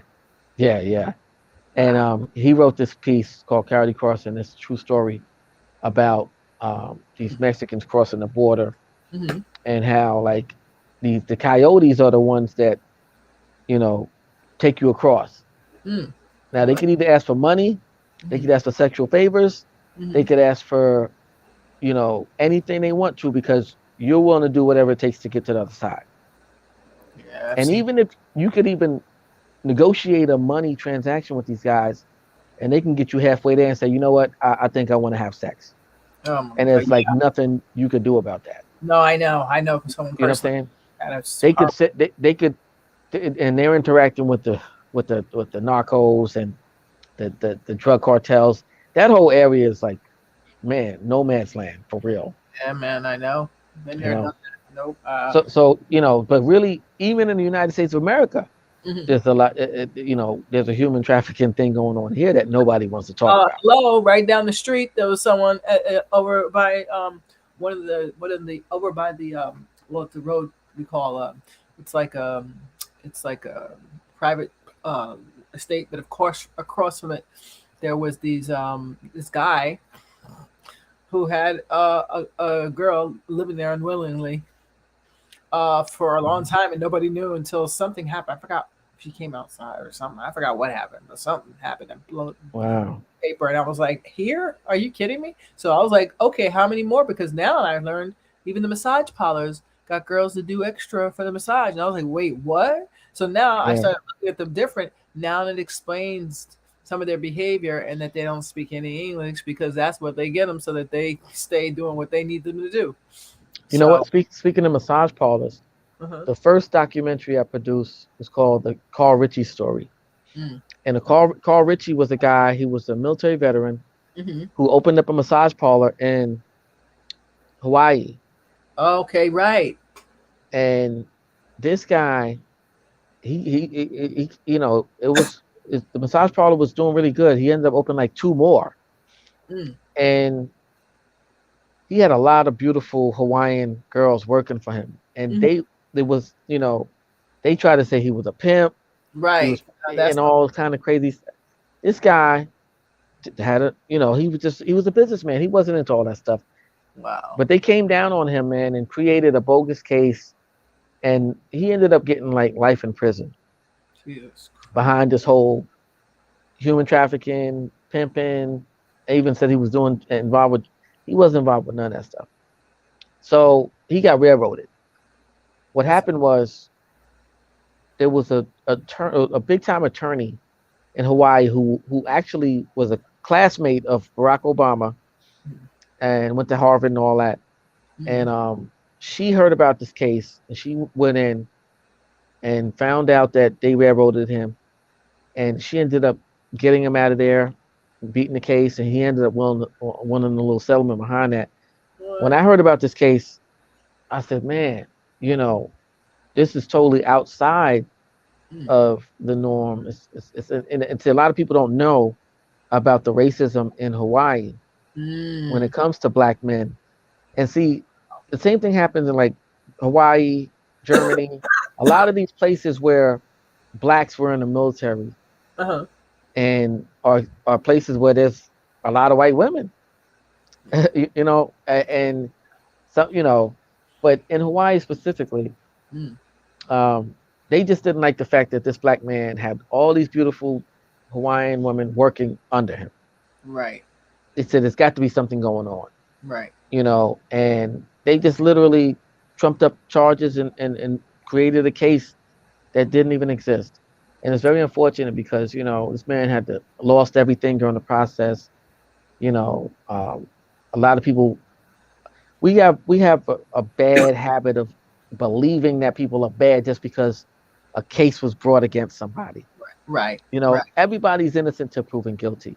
Right. And if you look at it like, there was a lady one time during jury selection, they asked her, um, they said, do you think that this guy's guilty? Now, Mm-hmm. this woman hadn't heard any evidence or anything. Just look at him. She said, yeah. They said, well, how could you say that he's guilty? Mm. You don't even know anything about the case. You know what the lady said? Go ahead. He wouldn't be on trial if he wasn't guilty. A lot of And you people. would not believe how many people actually think that same thing. Absolutely. When I started, when I was working for the Schmelken law firm, I was involved with jury selection and putting together trials and jury selection and a bunch of other things that are in the preliminary stages of a trial. Right. And some of the stuff that I heard people say Mm. that just don't know anything about this whole process. See, now you also got to look at this. Mm. The average person doesn't want to be doing jury duty. No. They're like, yo, I'm losing money. Right. I'm away from my kids. Right. You know, there, and so many cases where people have just not really gotten fair justice because of the conditions that people are under during the process of trying to make a decision, Right. arguing back and forth with people. Uh, Mm-hmm. I don't care. I just, whatever we got to do, I got to go. I Right. got to go home. Let's hurry up. Hurry. So now you're making a rash decision. Somebody's life is in a win right here. Yep. So, Somebody's like in a cell somewhere praying that you guys, and then guess what? Even if you get the judgment that you want to say innocent, guess what? Now the district attorney can say, you know what? We're gonna do it again. it's You know just, what I'm saying? And if you it's, look at cases like a lot of these federal cases, right? mm-hmm. The reason the FBI has a much better conviction rate Mm-hmm. than say NYPD Right. is because they have an unlimited budget. First of all, Right. I was gonna okay, say, got this money. FBI and CIA they have an unlimited budget. NYPD doesn't. So whenever the police bring you in, okay, Mhm. that's it. The charges that you brought up against him, this is all we got. If he beats this, then he's out of here. Mhm. The FBI, on the other hand, what they do is they say, okay, we've been doing surveillance, we've been following this guy, we've been tapping his phone and everything. Mhm. So after a certain amount of time, they take all that evidence and they bring it to a federal judge. And that federal judge says, okay, this is good, but I need a little more. So they go back out there with this unlimited budget and they continue surveillance, they continue wiretapping, continue, rounding up snitches and people that are cooperating with building this case, building. Mm-hmm. They come back in. Okay, this is great, excellent, amazing, but I just need a little bit more. All right, I'll go back out again. Now, all of this budget is calculating and working against you, and you don't even know. Right. Okay, so now the third time when they come in, the judge says, okay, bring them on in, baby. We got them. So that judge is confident that he has enough evidence at this time to convict. And this is how we have a 98.9% conviction rate on the federal side, right, as opposed to 65, 70, on the state side. Right. And just think how many of those are innocent. Oh, man. Let me tell you. See, the worst thing about the federal side is, man, oh, man, it's technical. And it gets political, too, in cases. Mm-hmm. You know what I'm saying? Mm-hmm. It's much easier to deal with a state case. Yeah. Than a federal case, man. Yeah, absolutely. Much easier. Wow. Well, wow. I've been so enlightened today between the law and everything. It's just amazing. So I hope my viewers out there, hope you guys are listening and paying attention. I see you out here. You're still, some of you still staying with me. We appreciate you. Oh yeah, everybody, man. Like, and if I'll come back if anytime. if this happened to me before where so many questions had occurred after my interview that they used those questions for the next interview. I will connect to them. If there's more, we gotta have you back again because you're just amazing. Your wealth of information and knowledge. So that's everything. It's everything. So I appreciate you so much. I know everybody's got some point. We gotta go. I appreciate. No. We got 15 minutes left. 15 minutes. Oh, we can do 15. We can knock out 15. So what's the last thing? What did we get? Justice producing. In the future, what does that look like right now with politics? Anything special you're going to be doing? Well, ultimately, philanthropy is my goal. Mm-hmm. And when I say that, I mean really being really hands-on at getting funding to places and entities that really need it. A lot of people, they say, okay, yeah, we raised $2-3 million over here. Nobody knows where this stuff went to. Look at the Black Lives Matter situation. Well, $6 million. Okay, that is crazy. How $60 million? All right, that's a whole nother conversation. Well, that's a whole nother show because that's like, yeah. I'm still in awe of that one. I'm like, what? How do you do? How do you justify having a party? And I know normally, you do things for your board or something like that, but $60 million? What? That's just ridiculous. It's an insult to the people. Actually, is what it is. No, big time, man. It limits me that the bigger organizations get away with stuff like that so much, and then little ones, they go and scrounge for every penny and say, "Where's $1? Where's $2?" And you're like, "Yeah, man, it takes a salary. What are you looking at us for? You need to go hit up those people over there to make $50 million." You need to hit up because that's where they're being shady. But that story just never resonated with me. It put a bad taste in my mouth. And I don't know. I'm a funny person when it comes to BLM. I love the cause, is the original cause. But when I realized, to me, in my opinion, it's not dedicated to helping Black men's rights as it is for maybe LGBT, the other community's rights. Yeah. No, let me tell you that yeah. You know what? Like even before that, my thing is, y'all didn't take none of that money and even help the mothers of the movement who lost children to police brutality. You Nothing. know, Eric Garner, Amadou Diallo, these are the mothers of the movement that y'all based this whole thing around, and y'all didn't even straighten them out. Nope. You know what I'm Nope. saying? Who was y'all raising this money for? Because it definitely didn't go like there really needs to be Accountability. what they call it um Say. a congressional hearing Mhm. based around this particular situation. Like, I don't even know why, but you know what? I think that there's some people that receive some of this money that nobody wants to talk about. That's exactly what's going on. There it is. And I heard Biden got some of that money. I would not shock me. It would not, would never shock me with that man. Are you kidding me? So I heard that he got. I mean, don't quote me, but I'm just I know that I know for a fact that since it hasn't got to the point where these guys are being sequestered, Mhm. that there has to be a reason why, um, because Yep. that's going to expose somebody bigger than them. Higher up. Yep. You know what I'm Whoa. saying? Yeah. Yeah. And that's how these things happen a lot of times.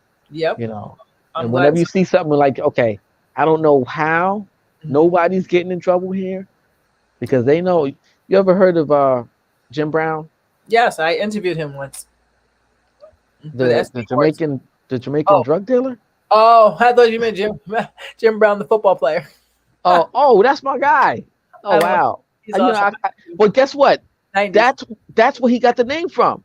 Get out. Really? That's so funny. Jim Listen, Brown did a movie. I forgot the name of the movie, um, but that's, Lloyd Cokes, uh, who's his real name, uh was in the movie theater, and he was, because Jim Brown would always play movies of, Black exploitation. macho, and back then black men loved that because that's the persona. And Yes. Jim Brown was a real macho guy in real life. Lester Cokes. Yes. He is. He's like the kind of guy you want for your dad. He's definitely Yeah, that. yeah, yeah. So when he saw this movie, he said, "Yo, that's who I am." He took on the name Jim Brown based around Jim Brown's performance in that film. Get out. Now, this is the guy who became the leader of the Shower Posse. Oh, You remember those guys? I've heard of the shower box. Okay, so now these guys were political uh, refugees, really. The JLP and the PLP were like the Republicans and Democrats in Jamaica. Okay. Oh, right. They were warring against each other over votes, over position, over the elections. Mhm. The United States government, the CIA, funded the both parties in capacity, gave them guns and everything. Okay, so what happens is a full-out war breaks out. This was around the year 1980, Mhm. the year I was born. Ah, And what happens is after that war was over, mhm. the um the side that won ended up getting political favor from the prime minister. Jim Brown was in a line with that. He was governing that whole situation. Those guys ended up coming to America, launching like one of the biggest drug operations ever. What? But the thing was, it got to a point where it got out of control. They couldn't control it anymore, Right. and they were behind a lot of murders and a lot of drugs. So what happens is Jim Brown was in the process of being extradited from Jamaica to America. Mhm. During this process, he couldn't believe that the people that were protecting him, that were up so high, big time, weren't able to protect him at this point. And he said, okay, if you're going to allow America to take me over there, okay, I'm going Right. to do what I got to do if y'all leave me, you know, under the bus. Right. Right. And I didn't mean to go way out to Jamaica with this, but I love analogies is how I really, put a lot of things in perspective. Yeah. Yeah. Yeah. No, it's good. So they knew that he had crucial information that could even indicted the prime minister at that time Mm-hmm. of Jamaica. Mm. So they said, so now all of a sudden, during the process of that extradition going through, Mm. right before they came to get him to bring him to Mm-hmm. America, Mm-hmm. he's found dead in his cell, burned to death. You What? see what I'm saying? So, Jesus. if certain things even got to where there was a possibility of exposing someone on a higher level, Oh yeah, I'm sure. sometimes things just happen Mm, mm, mm. mysteriously, coincidentally. You see what I'm saying? That's crazy. That's So, just crazy. Crazy. yeah. But we're famous for, you know, I'll say starting little fires. Yeah, that's how I refer to them.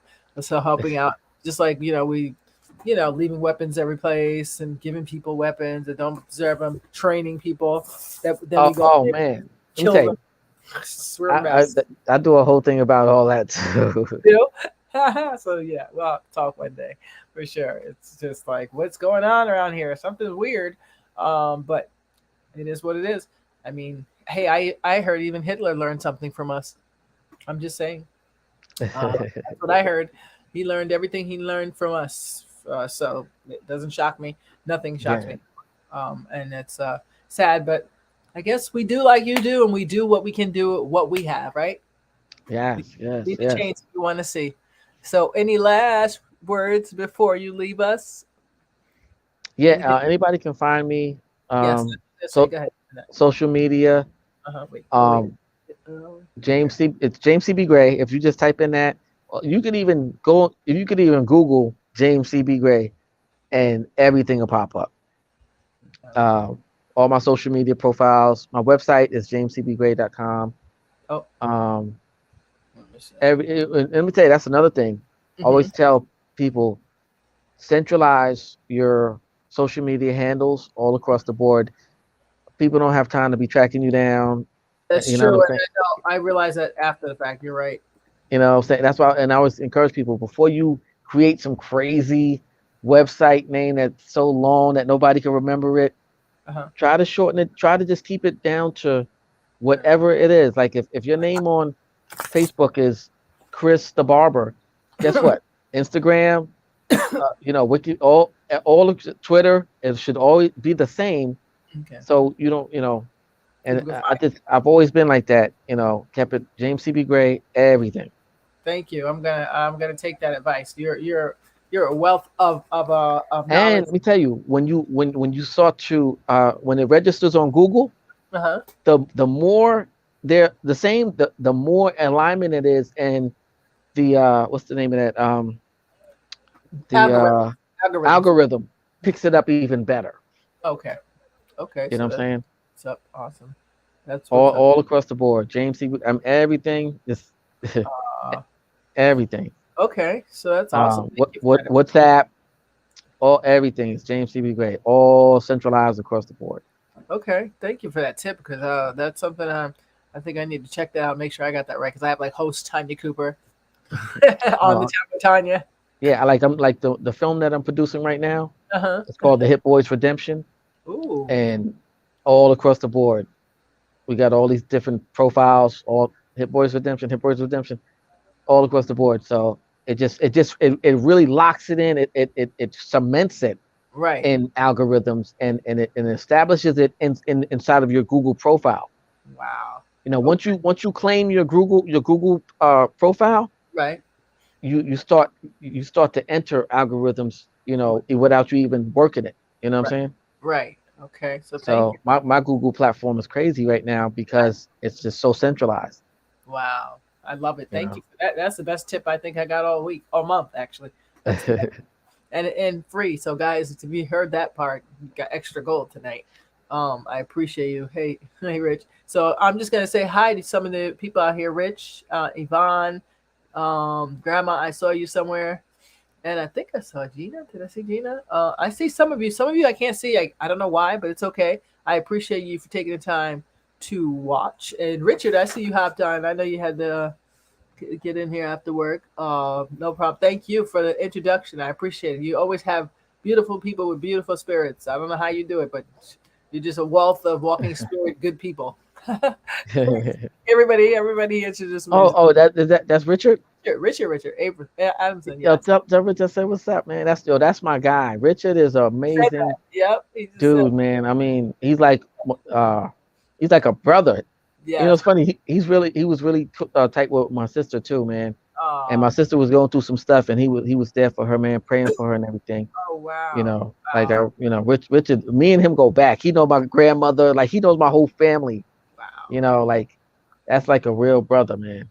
Wow. Yeah, Rich You is know a what I'm saying? beautiful person, and I call him one of my co-producers sometimes because he books guests for me and helps me out. So he's awesome, and such a giving person. Always giving, giving, giving. I tell you, and being change in the community again.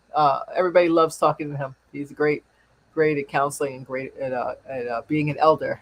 So we appreciate you, even though I Yeah, still miss your music. I still miss that music. But yeah, so thank you guys. You guys have been awesome hanging out with this long. I see you guys didn't even drop off, so that's amazing. Thank you. I mean, how could you? You're getting free information from literally walking human, not thesauruses, who has a wealth of information on things that will change or save a life. So you cannot, you can anybody who turned, oh well, you missed a lot. You missed a lot. That's all I can tell Oh, you. you'll also if you go to any of my social media, Facebook, Twitter, Instagram, Uh huh. you'll see I post Black History Facts 365 days of the year. Wow. And Yes. I've been doing it for 11 years now. The only day I actually missed was one day when Donald Trump had me arrested. And Really did. yeah. I I was thought actually you were joking. the I was first like, person he okay. I was the first person he had arrested when he came in office. Uh huh. What Oh, happened is wow. um, when Barack Obama was in office, Uh huh. one of the Supreme Court justices had passed away, Uh-huh. and Barack Obama wanted to submit another Supreme Court justice immediately. Mm-hmm. So Congress said, no, you got to wait till the end of the next quarter to do that. Wow. The same exact scenario happened with Trump, and they let him appoint one immediately. That was a strategic implementation because the quarterly session Mm-hmm. would give the opposition enough time to develop a strategy. Mm. You know what I'm saying? Mm. So by not allowing Obama to do it and Mm-hmm. then letting um, Donald Trump do it, that was like a double-edged sword. Mm. So we didn't like the fact that that happened. Plus, the Supreme Court justice that Trump was wanted to submit Mm-hmm. was a racist and said publicly that he wished he could turn back all civil rights legislation. I remember that. Yeah, I've heard that. Okay, uh, so But everybody swears he's not racist. He's not racist. Okay, let's get it right. Let's get it correct. He's not racist. He just has a problem with black people. Just saying. yeah, so we ended up protesting his decision. Mm-hmm. So he was supposed to make his final decision at 8 o'clock the next day. So we Mm-hmm. were out there the next day, Mm-hmm. and we waited all the way up until 8 o'clock. And if he decided to select him, we was Mm-hmm. going to protest. If he didn't, we wasn't going to do it. So he did. He selected, and we immediately blocked traffic in front of Trump Towers, Trump Wow. Plaza, Right. and That was. Donald Trump gave the order for NYPD to arrest us. Mm. I just happened to be the first one arrested, Just and wasting taxpayers' money. yeah, so Mm-hmm. they took us to jail. When Mm. we got to jail, we had like 1,000 people outside, rallying for us, you Right. know. And oh, that was the time. Okay, now this is funny. When we got to jail, they put us all in. So it was five of me, Kirsten, Mm. Jamani Williams, who's now the New York's Oh, Money the New Williams. York City public advocate. Mm-hmm. He was in jail with us too. And what happened was I was the only one that had on shoes that didn't have shoestrings. Okay. They had a buckle. Right. So everybody has shoestrings. It's okay. Everybody with shoestrings go on that side. Take your shoestrings out. Everybody without shoestrings go on that side. So I'm the only one that didn't have shoestrings. So I went over here. So they were gonna just put me right into the cell. Mm. So the lady asked me. She said, did they search you? So I said, yeah. Nobody searched me though. Right. So I actually had my cell phone on me, and we did a live in jail. No way. No way. Oh, I hope you have that footage. Please tell me you do. No, I'll send it to you. I'll send it to you. Oh my God, that's hilarious. And this back when Jamani was city council. He wasn't even You need to save that for somewhere in your one of them, some documentary or something. no, it's definitely going to be in a documentary. Wow, that is amazing. That is, you Like actually have the. we did a whole That's Facebook hilarious. Live in jail. No way. That is Yeah, hilarious. So it's recorded everywhere, pretty much. yeah, it's out. That's I'll hilarious. send you the footage though. I think that's that's hilarious. I'm sorry, as a comedian, that's gold. But well, yeah. Hi, I'm recording live from Facebook at the jail. And yeah, they took my shoestrings, but they didn't take my cell phone.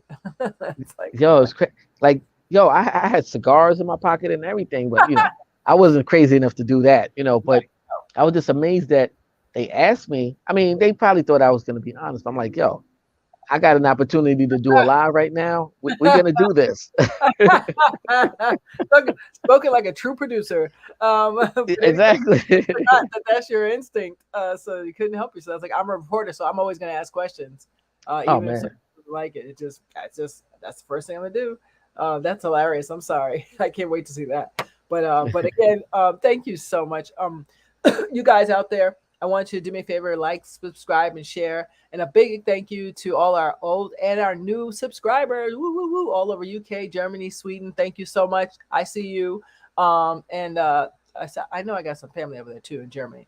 So I'm pretty sure that's one of them. I can't peg who the other people are. So thank you, whoever you are. I appreciate you in London, all over. You guys are awesome. James C.B Gray, it has been an absolute pleasure chatting with you, and I wish you the best. And let us know when all of your work is available, because we're Oh yeah, definitely. yeah. I'm working. I'm still filming right now. On the episodic production. Okay. The documentary's in the editing phase right now, Okay. and we're about to start on the human trafficking thing. Oh, Probably next year. okay. Okay. Nice. Very nice. That's brilliant. I think. And I'm writing two books. Mhm. One of Oh, them is one of them's called "Becoming a Classic Man," which is a blueprint for young black males who want to succeed in life. ooh. I'm talking about everything from A to Z, and one of the most instrumental parts is the core value structure system. Mhm. So the enticing aspect is, put on the suit, you get your girl, put on the suit, you get the job. But before you put on the suit, make sure you have the core value system, Right. honor, integrity, Mm. respect, all these, the core value system. Right. And once you have that, then you put on the suit. But the Mm. suit without the core value system is a fraud. Mm. And that is the big thing. Ooh. So, it's kind of like, remember back in the days, in order to become a man, you had to go through the rites of passage. Yes. You had to kill a deer, or you had to, Yeah. stay out in the wilderness for a certain Yeah. amount of time. The Indians and the Africans, and culturally, had the elders were bringing up the young men through Right. rites of passage. Right. Nowadays, the rites of passage is either you get shot or you go to jail. You survive those two things, you've evolved into a man. Right. Unjustifiably unwarranted prospect of gratification. Mm. You see what I'm saying? Right. That's not real. That's that you haven't paid your dues. No. Okay, now instead of being out in the wilderness or killing that lion or whatever, Right. now phasing over from a boy to a man Mm. is embodiment of these characteristics, and proving that you have what it takes to be a good man. Right. You know what it is to be a provider. You know what it is to be a protector. You know Mm. what respect all across the board is. Mm. Honor and integrity. These are things that you know a lot of these young males that are born without fathers are not getting the the proper aspect of manhood. Right. And no matter how amazing the mother is, Right. Can't she's raise a can man. still. You see what I'm saying? This is Mm. why I'm always talking to brothers about mentorship, and volunteering their time to reach out to somebody in some capacity that's going to touch them and give them something. Might Right. not be everything, but it's something's better than nothing. Yep. A month. I was very blessed to have mentors, man, amazing mentors like Reverend Al Sharpton, Yes. Ozzie Davis. Lou Yes. Myers. These Mhm. people that took me under the wing and believed in me and helped me because they Mm, knew I was gonna do the same thing and pay it forward. mm, You know what I'm saying? So mm. that's why I'm always advocating for, brothers. Even if you don't have no kids, you could be a mentor. You know Right. what I'm saying? Exactly. Exactly. So, so much needed. Yeah, I can't wait till that book comes out. Yeah, hurry up and get it done. I mean, you got so I many I, things. I know it's hard because I Time try. management. Sometimes I don't even have time to write like I want to. Right. But it's coming there. It's coming. I got a good publisher and everything waiting on it. Nice. you Sweet. know. So there it is. We'll be waiting for it too. And you let me know when it comes on time. I would like to have you back and promote it any way I can, you know. All right. Cool. Cool. So we're gonna really end today, guys. For real, for real. But of course, I ended just a little song from Tatiana. So just give me a second, and oh yeah, I don't even need to put it there. So I'm gonna take us off the screen. Hang out with me for 1 second. Don't go Okay. anywhere. All All right, right. ready? We're gonna go like this. Crazy. He's always down to ride till the end. Oh, his heart's a little heavy. Drinks beer, drives a Chevy. He's always down to ride till the end. Oh, just to